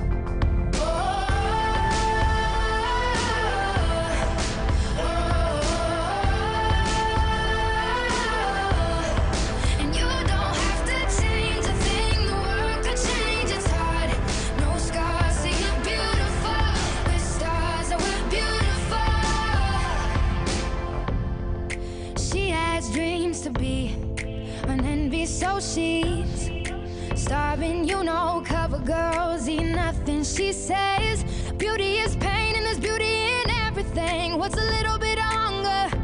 I can go a little while longer. She fades away. What I love about people is when they're just being themselves and not worrying about what they look like. Eyelashes and my hair extensions, it was what we don't have. It's been something that I've struggled with my entire life, not feeling like I fit in. See, her perfect, she don't understand she's worth it. All that beauty goes deeper than the surface. Oh, oh. So to all the girls that's hurting, let me be your mirror. Help you see a little bit clearer. The light that shines within. There's a hope that's waiting for you in the dark. You should know you're beautiful just the way you are. And you don't have to change a thing. The world could change, it's hard. No scars, see you're beautiful. We're stars and we're beautiful. Hold on and just wait until you can get out of that bubble. Because the things that seem like weaknesses, that seem like weird things that make you strange, when you become an adult, you get out into the world, you're gonna find out that all those differences, they're like your greatest strengths.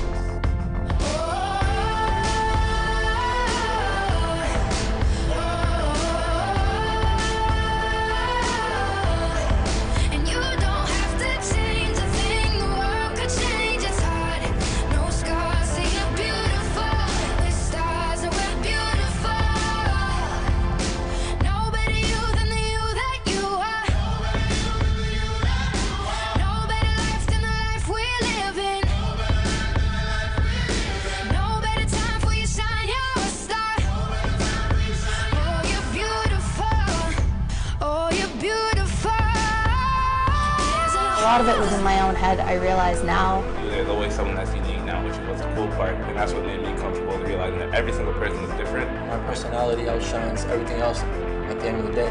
What only matters is what I think of myself, and that everyone has different kinds of beauty. Smile. Smile.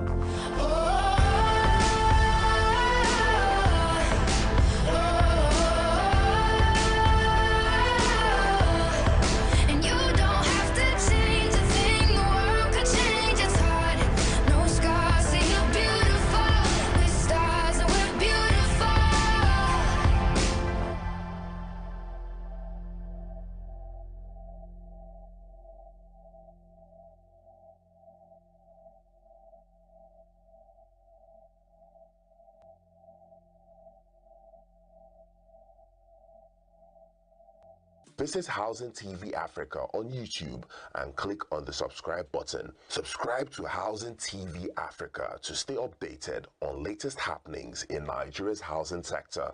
Follow our social media pages, like and share our posts. On Facebook, Housing TV Africa. On Twitter, Housing TV Africa. Instagram, Housing TV Africa. Join the conversation and keep up with latest housing updates.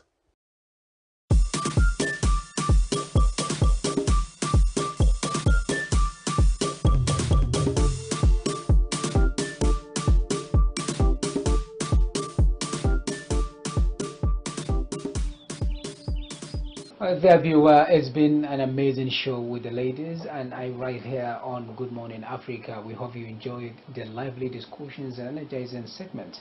Remember, positivity is contagious, so spread some sunshine wherever you go. I am Abdurrahman Omar. Remember to carry the warmth and positivity you've experienced here throughout your day. I am Yumana Bagodo. Thanks for watching. And I am Cassandra Yunabe. Thank you for watching. From all of us on Good Morning Africa, we're saying bye for now. Bye for now.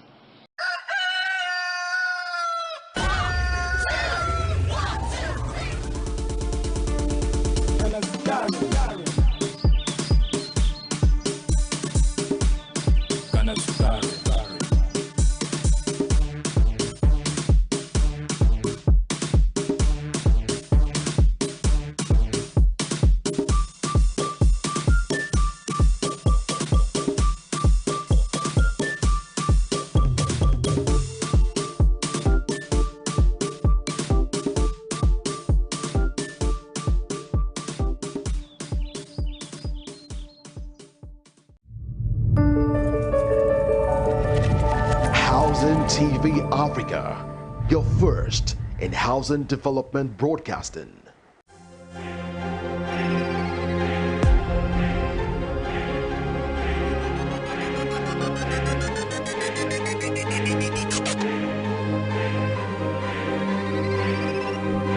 Housing TV Africa, your first in housing news.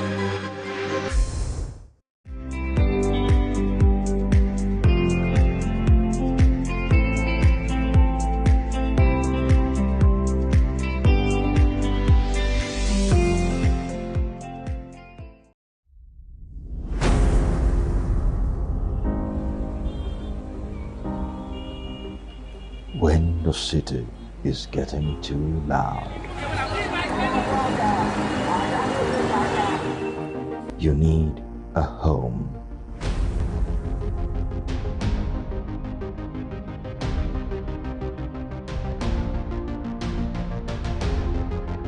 Home is love, peace, and tranquility.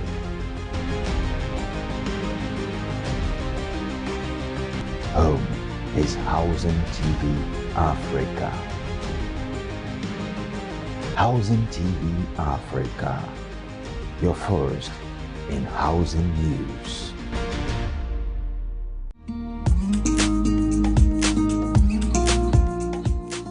Housing is a fundamental human right. In Nigeria, a beacon of hope has emerged. Join us every week on Renewed Hope Housing, a documentary series dedicated to unraveling Nigeria's housing landscape. Renewed Hope Housing, a program brought to you by the Ministry of Housing and Urban Development, promises to bring you an exclusive pass to understanding Nigeria's housing trends, uncover challenges, and spotlight the action plan for delivering quality urban spaces. Get to hear the heart of the government towards providing affordable housing for all Nigerians. Renewed Hope Housing, showing weekly on NTA, TVC, Channels TV, and Housing TV Africa.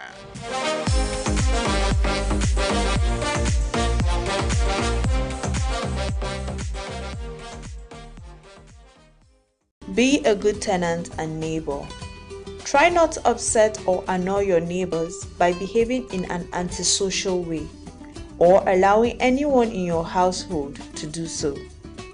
Antisocial behavior can include things like having music or the TV on too loud, not keeping pets under control, allowing your children to be a nuisance, leaving rubbish piled up everywhere, making lots of noise outside your home or when you come in, using the house for illegal activities such as drug dealing.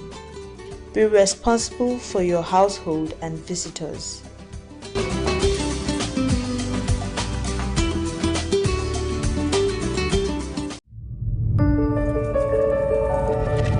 Housing TV Africa, your first in housing development broadcasting.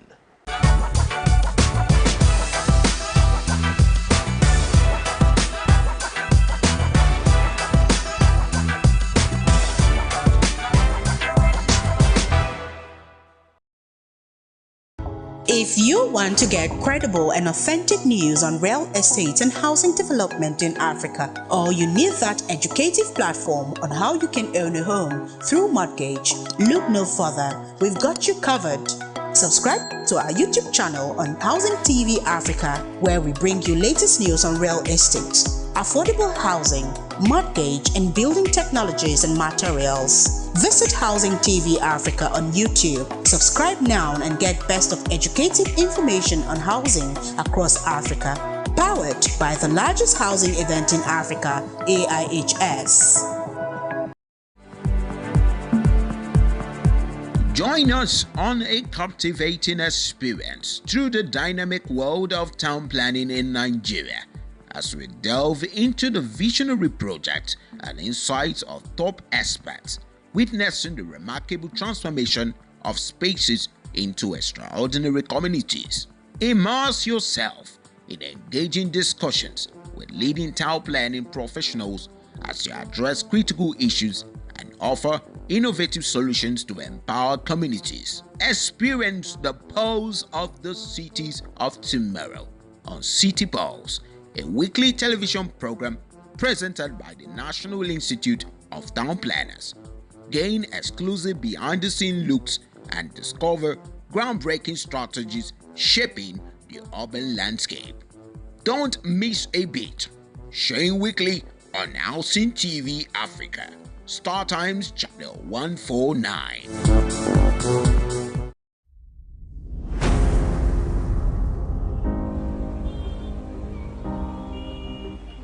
When the city is getting too loud, you need a home.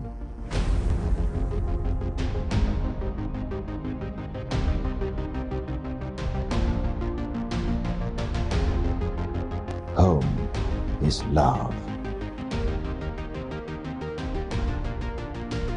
peace, and tranquility.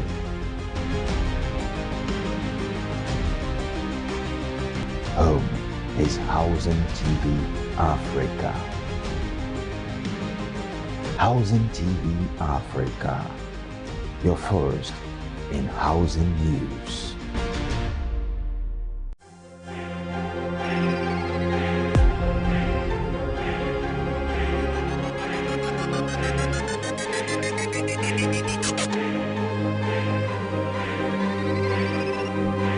Housing TV Africa, your first in housing news.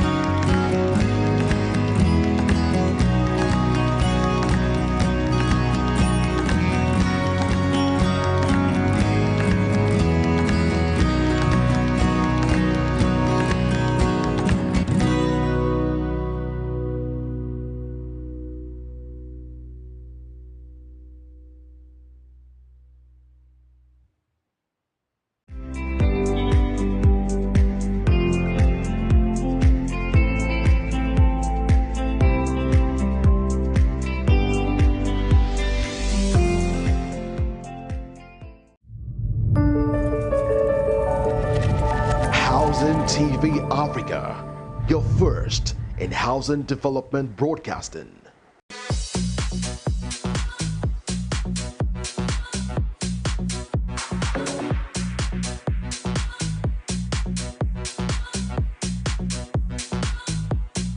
These people, to tell you they have land in social place, and if you fall into their hands, you might end up being duped because they sell a particular plot of land to 2-3 people.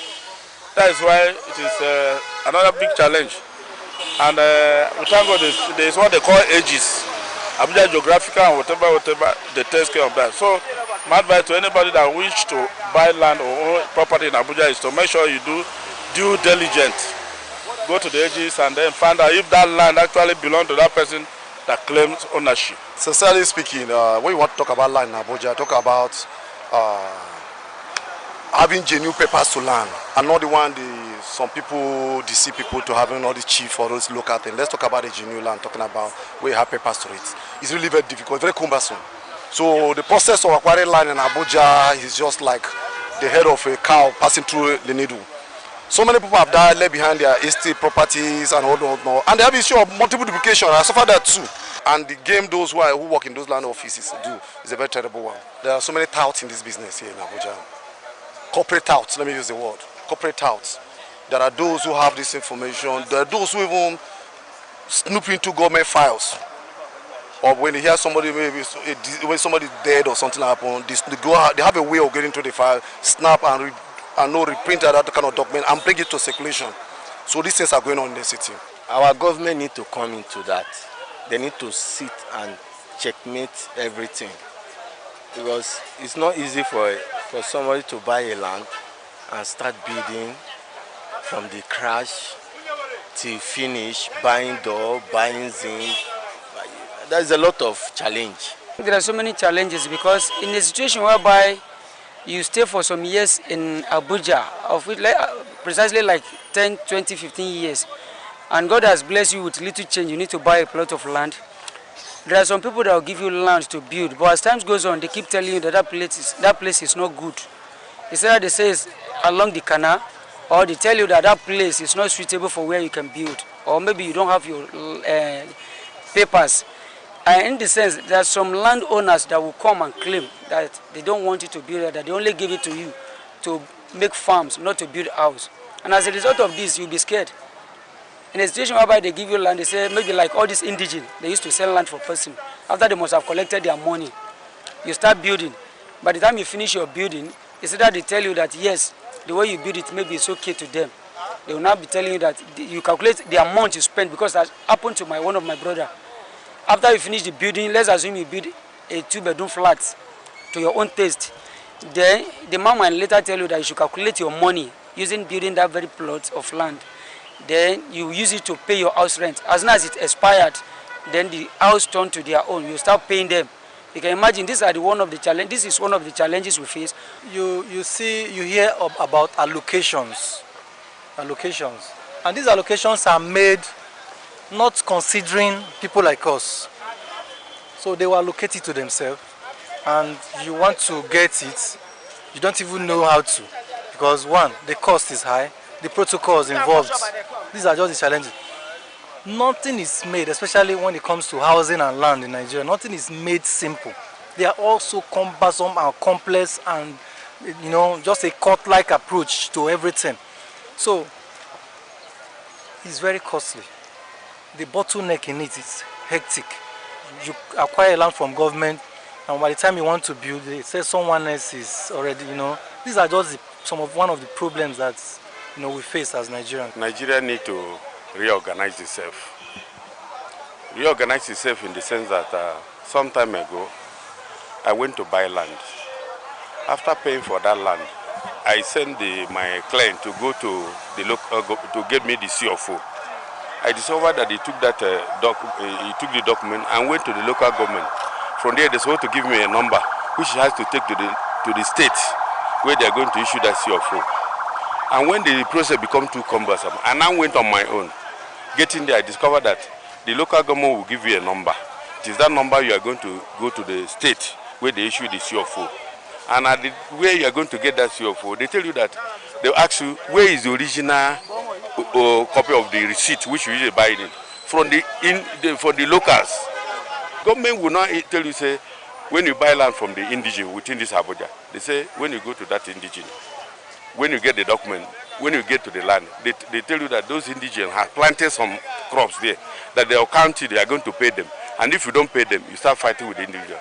And the government has told that the whole of Abuja land has been taken care of, and those locals have been paid off. They gave them an allocation.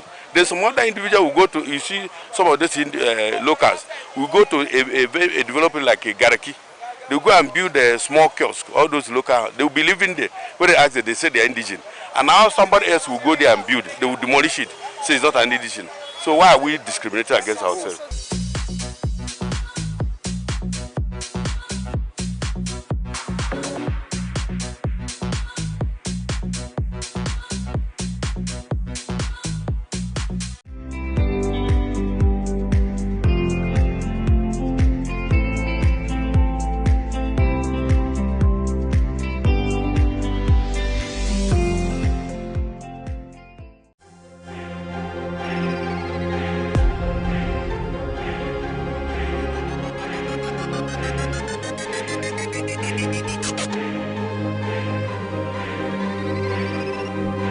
Housing TV Africa, your first in housing news.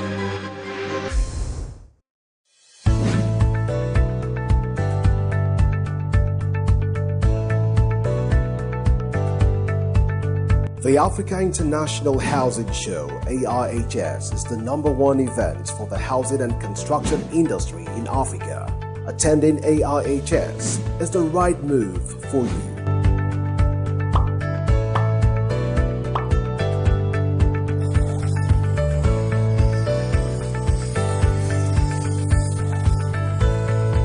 Housing and construction shows are the epicenter of the industry. They are filled with attendees that are just like you. It is your #1 opportunity to exhibit, network, make sales and build relationships with other professionals in your industry. This event creates the avenue to meet your next business partner. You may learn from a fellow professional.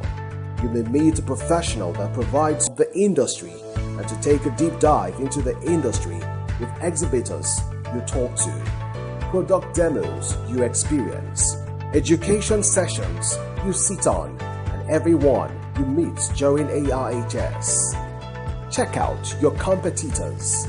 AIHS is the perfect window to see what your competitors is doing. This gives you the opportunity to find out what is working for them, so you can leverage this information to make educated business decisions about your own products, service, or business. Face-to-face interactions are priceless. The Housing and Construction Show gives you the opportunity to sit down face-to-face with prospects to convert them to customers.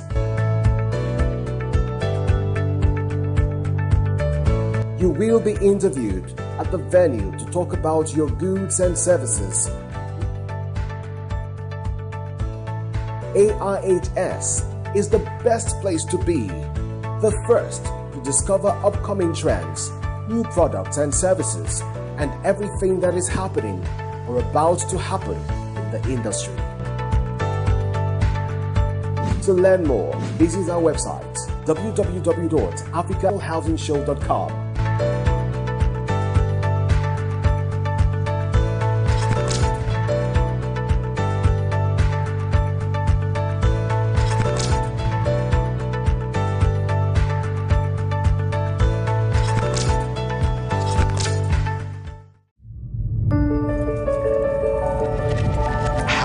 TV Africa, your first in housing development broadcasting.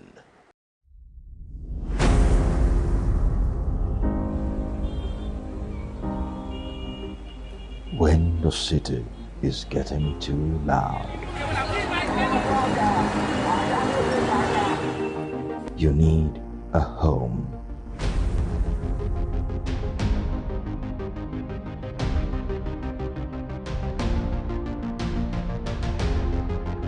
Home is love. Peace and tranquility.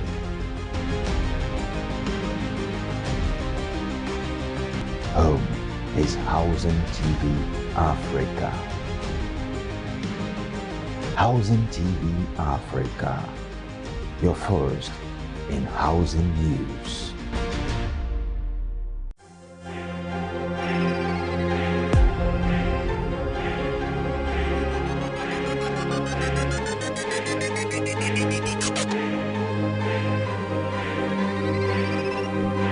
Housing TV Africa, your first in housing news.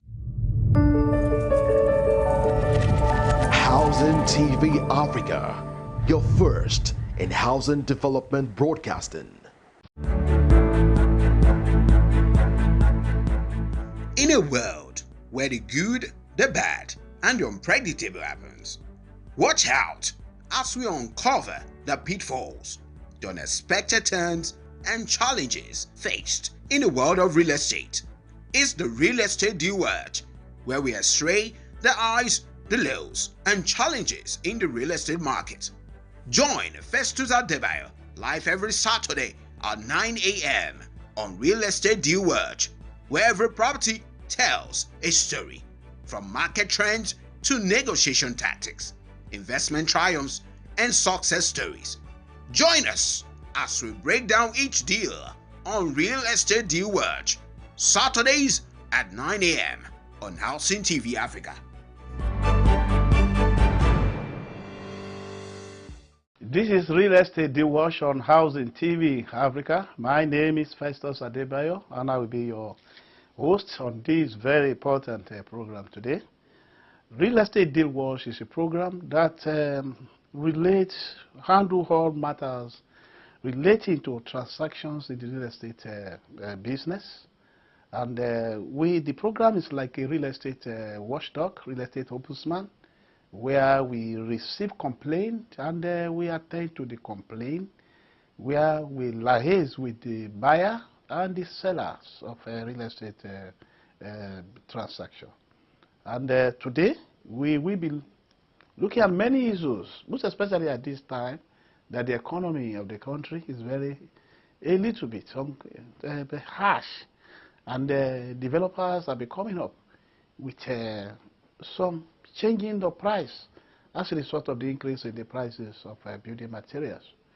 I will be right back, just in a moment.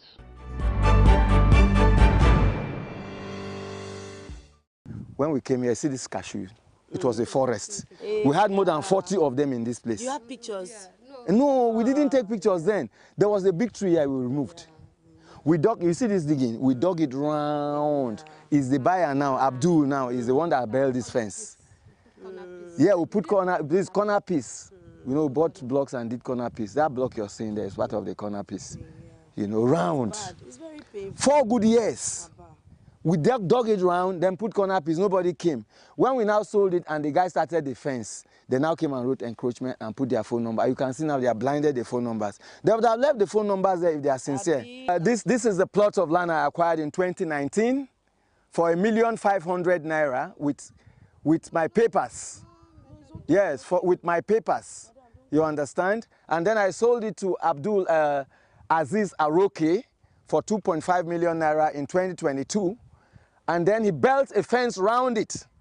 And then suddenly land grabbers came and wrote encroachment and put their phone numbers here.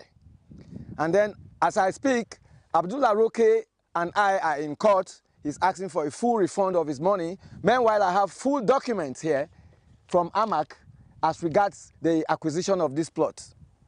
Now, the guys who came and wrote encroachment, one of them is DSP Sunday Joseph, a policeman I helped to sell a plot of land somewhere here. His number is one of the numbers here, and a lady's number. The Esujukwe has called him and asked him to come to the palace to clarify the ownership of this land and who he sold to. He said he doesn't have a hand. It was that discussion was recorded.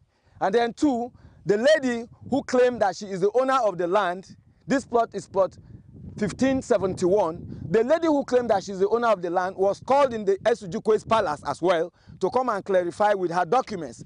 She rather refused, and she wants to use police to harass us. Because my wife was the first person that saw this number and called her. She claimed that she's the owner of the land, that my wife should meet her in the police station. Meanwhile, the Esujukwe, who was in charge of how this land was surveyed and allocated to individuals who are property owners here, eventually called her to come to the palace. She said she did not acquire the land through the Esujukwe, that she acquired the land from Amak. And then the Esujukwe said the owner of the land also has papers from Amak, but within his jurisdiction as the Esujukwe, they should come and see how they can resolve the matter. She should bring her papers. I should also bring my papers for verification so that we can go to Amak and verify the original owner of the land. She refused.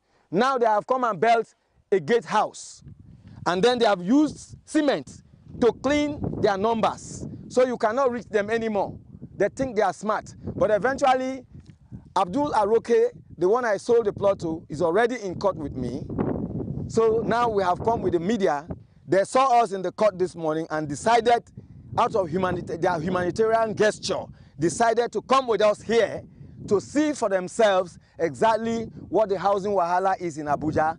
You buy a plot of land, you get your papers certified, land grabbers will come, encroach into the land, sell to the next person, go ahead to forge papers to the buyer. That is exactly what is happening here. I'm just from the court. Welcome back. The issue of real estate, the transaction, failed transactions in the real estate sector have been the subject of concern to government and even to some of the leading players in the housing industry. No wonder last year that the Real Estate Developers Association of Nigeria decided to go to the National Assembly to follow up a bill that will regulate the activities of players, most especially the real estate developers in this sector. There have been so many cases that we have been involved in, and there are many cases that we have assisted people to recover their money back from developers.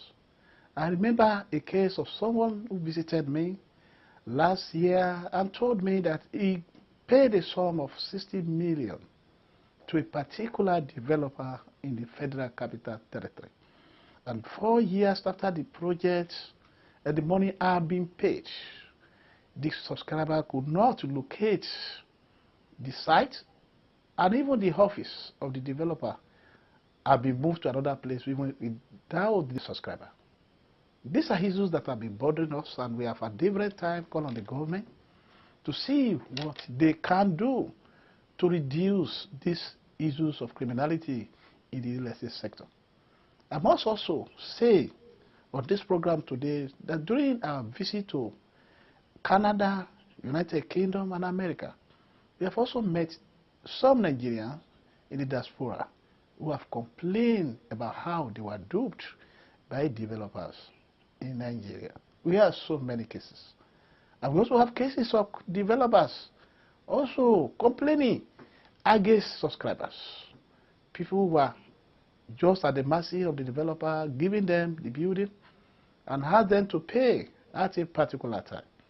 But after they have moved into the house, they now became the enemy of the developer. These are some of the cases we'll be looking into on this program today. Before I start taking calls from the public, I'll be right back. Let's just go on a break. We'll be back shortly. I have no skeleton in my cupboard. Though I'm a traditional ruler, I'm not a land dealer. I work according to my tradition so that I will not offend my ancestors. The land Jukwe is Gbaji land. Though there are other ethnic groups that live with us that came to join us when FCT came. In fact, to buy land in Abuja or to purchase landed property in Abuja, I can talk much more of my community. It is better when you are in need of any landed property, contact the appropriate authorities, like the Abuja Municipal Area Council, where I belong to, or the FCDA, because the minister is the chief host appointed by the President of the Federal Republic of Nigeria to represent him, because the President is the governor of Abuja, and he delegates power to the FCT minister to administer for him. The minister does not take decision alone. He hears from the president before he executes, because it is the power delegated to him by Mr. President. And more so, the power delegated by the FCT minister from National Assembly to the area councils to operate accordingly. So in the issue of land, there is land department in every area council. Then you go and you inquire. When you inquire, they will tell you what you need to do. Then there are some leftover places, carve out places where maybe before the coming of FCT, or after the FCT have discovered that yes, the indigene needs to have something here, like we must not be ignorant of facilities like the police station, like divisional headquarters, area commands, FCT command. Even where the IG sit is in a landed property that belonged to someone before. So they always provide these amenities, social amenities for the community. We have the Civil Defense Division, we have the road safety, we have the VIOs, and others. There is always a provision for them. Mistakenly, some people will go and occupy them. They don't follow the remap. I came to understand that if they want to trace out the original plan of Abuja, many buildings in FCT will go down. Many buildings. And then people will suffer it. For me, it's either you speak their traditional rule where you are, because most of the people that are even land dealers are not the baggies. People who don't even know the history of the land. They only came to Abuja to do business with our land and go back, or acquire money and then leave it all over for the remaining people. The real issue there is, if you are talking about what would be my advice is like this. Check proper, and then make sure what you are about to buy does not cause conflict. We want peace everywhere. We don't have road, and you see, at times if it is raining, you will see a lot of people will go by the roadside. They'll be thrown dirt on the main road. We also doesn't have toilet. You see a toilet, you will still have to 30 tenants. They are using one. You can't leave your door open, go and buy something. Before you will know, Babambola will enter. By the time you will take them to police station, 1 hour is too much. The police people will release them. In fact, we don't know what is happening. Your plot, your concerns, your issues related to housing, livelihood, and social development. This is why we've established Housing TV Africa. Keep a date with us on Star Times and DSTV 24/7. Housing TV Africa, your first in housing news.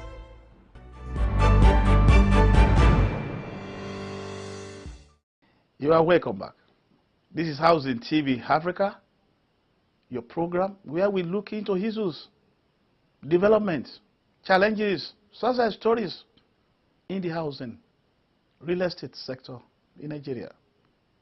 It's also on this program that we entertain complaints and also do the job of mediator between parties. Now, our lines are open for calls to hear from the public if there's any complaint or any development or any success story they have for us on this. We have to start by taking calls from the public. What is happening in your environment? Good morning. Yes. Good morning. How are you? Very well, thank you. I believe this is the Housing TV Africa. Okay, this is Real Estate Deal Wash on Housing TV Africa. Good morning. You are welcome. Thank you. My name is Kuburat. I'm calling from Abuja. I'm an ardent follower of your TV programs, and I say that you guys are doing a fantastic job out there. Thank you so much. All right. So I would like to just dive into my question this morning. The renewed OPTs and exits, as announced by the president, I want to find out if it's also favorable for civil servants and how do I get to participate? Thank you, Kuburat, for calling. I would like to let you know that the Renew Hope program that was launched a few weeks ago is for Nigerians, and the workers are on the priority list of those to benefit from that program.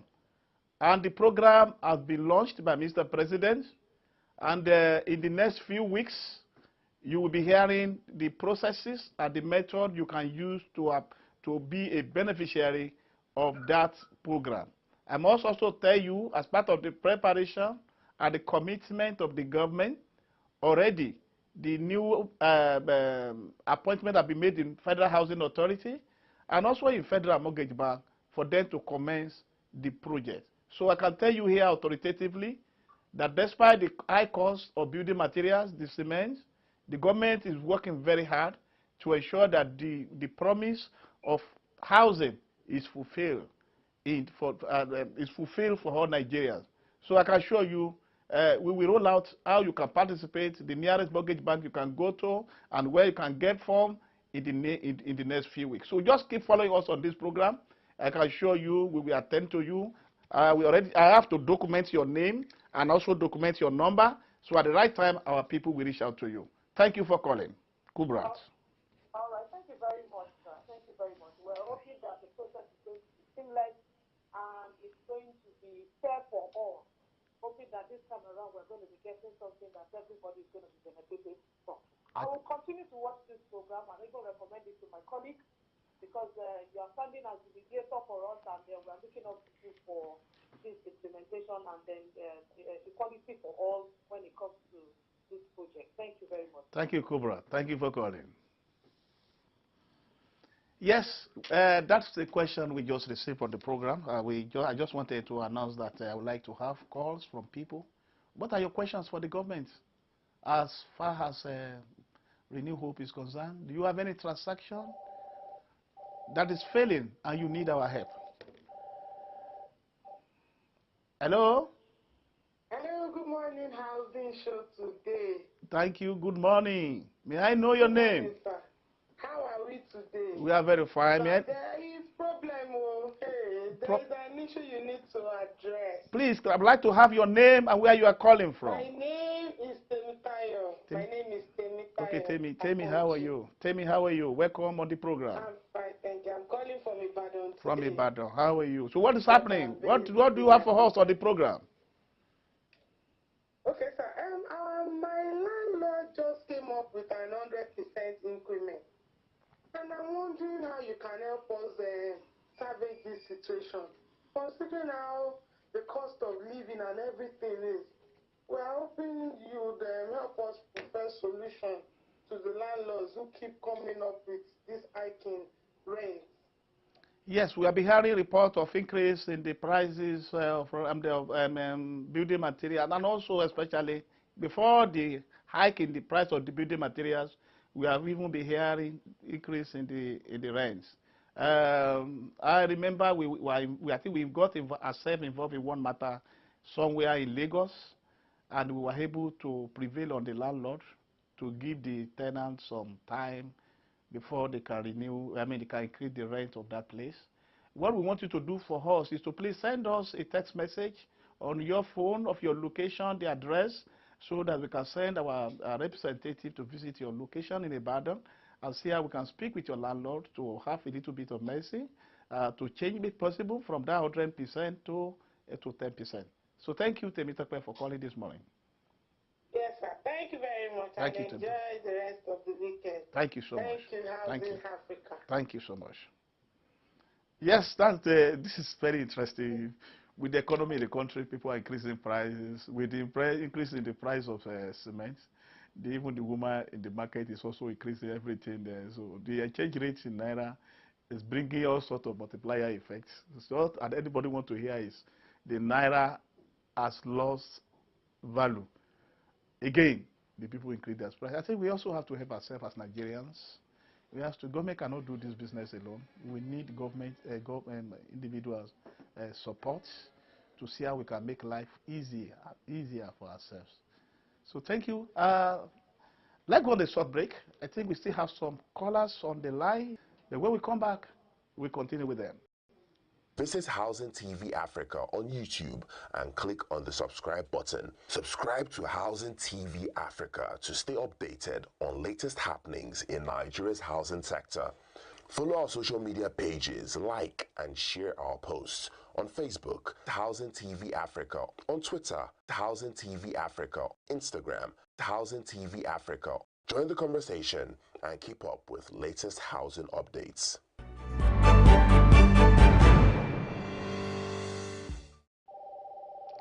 Yes, this is Housing TV Africa. Hello? Hello, good morning. Hello, sir. Good morning, sir. Yeah, good morning. This is Housing TV Africa Real Estate D-Watch. Yes, sir. I'm watching you live. I'm calling you from Airport Road, and my name is James. Thank you, James. Good morning to you. How's your weekend going? Thank you, sir. First of all, I want to commend you for what you are doing for Nigerians, for giving us a voice to air our complaint. And I'm calling this morning to bring to your notice a transaction I had with a company named M&Arrow Estates. And the M&Arrow Estates real estate company is along Blue Bay of Airport Road here, where I'm calling you from. I paid the sum of 30 million naira since 2016 for a transaction to acquire a property from them. And as we speak, I can tell you, neither the property was delivered to me, nor my money has been refunded up till now as we speak. So they have also, I've tried to go back to the office where the transaction was made. Getting there, I discovered that they are no longer there. So reaching them now is a problem. So I'm so happy when I heard you this morning talking about how we can make our voices heard on your show and how you can also intervene on issues like this. Sorry, what is the name again? What's your name again? Sorry. My name is James. I'm calling from Airport Road. Okay. The okay. estate company all right. Yes, Mr. James, it's my pleasure. Thank you, Mr. James. I've recorded was your complaint. You are Mr. James. You are calling from Lugbe, and you paid 30 million to MRS Associate, a real estate development company, since 2016. And you say up till now, you have not even seen the land, not to talk of even being able to look. Not the property, nor the money have I seen. You couldn't see. They have also relocated from the venue where we made the transaction. You could not see your money back. You couldn't get your money back. All, you couldn't see the land. And the office of the developer that collected money from you could have been changed. Yes, all right, sir. that's okay. That's okay. We want you to please send us a text message on how, or you come to our office. Come to our office since you are in Abuja. Let us have copies of the documents that you have, your receipt. For that, yes, I have all the documents, sir. we want you to come to our office, if possible, on Monday around 3 p.m. We schedule you for 3 p.m. Okay, sir. So that our team of experts will see your document and also see how we can locate the developer you just mentioned. Thank you for calling. We are here to help you. Much, sir. Just keep up the good work, sir. I'll keep watching Housing TV Africa, sir. Thank you so much. Enjoy your weekend. So much, enjoy your weekend. Thank you, sir. Thank you. These are kind of complaints we'll be having in this sector. The essence of this program is to listen to the complaints and also listen to the success stories that the sector is recording. Now we have MRS Associates. If you are watching us on the program and you know the MRS Estate, they said they have a project in Lugbe, which they said, according to the complaint, which was started in 2016, and up till now the project have not been delivered. And the complainants say neither the money nor the land or nothing have been given to them. And in fact, all effort for them to locate the office of MRS Associates have been unsuccessful. So if you are watching us and you know about MRS Associates, would like to hear their own side, I want to believe that MRS Associates is a registered company in the Federal Republic of Nigeria, and we will also look into their details at the CAC to know where is their registered office and who are the people that are involved. But if there's anybody watching us right now and you know the MD of MRS Associates, please we would like them to respond to see us at Housing TV Africa, the Real Estate Deal Wash program, so that we can hear their own side. I want to believe that money is there. I want to believe when we see them, they will want to give the money back to the developer. And I believe strongly that they must have one complaint on why they've not been able to deliver for the subscriber. And I believe when I see them, they will have something tangible to tell me. And where there's nothing, I think the money have to be returned. This is why we established this program, established for the purpose of looking into issues that are affecting the development of the real estate in Nigeria. We cannot continue to run this sector with some people who just turn themselves to be criminals, used under the lapses in the country, or the gullibility of the subscribers to dupe them. We continue to do our best to mediate and see how we can bring subscribers and developers together. We are also committed on this program to bring you success story developments in the sector that to enable the sector attract more investment. This is where we end today on this program. My name is Festus Adebayo, and I hope to be back next week Saturday on this program. Bye for now.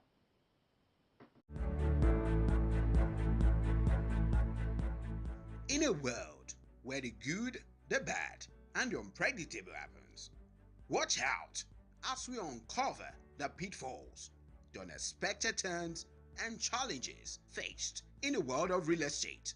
It's the Real Estate Deal Watch, where we astray the highs, the lows, and challenges in the real estate market.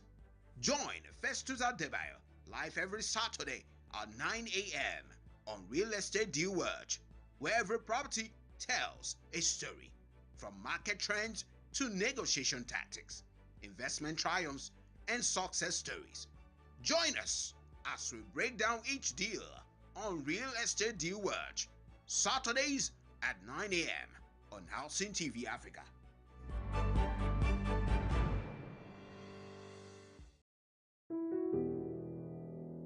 We don't have road, and you see at times if it is raining, you will see a lot of people will go by the roadside. They'll be thrown dirt on the main road. We also doesn't have toilet. You will see a toilet, you will see up to 30 tenants. They are using one. You can't leave your door open, go out and buy something. Before you will know, Babambola will enter. By the time you will take them to police station, 1 hour is too much. The police people will release them. In fact, we don't know what is happening. This is the situation with many citizens in not just Nigeria. Are we ready for this conversation? What is the plight of an average Nigerian citizen in regards to housing? Housing is a fundamental human right, and these issues must be addressed.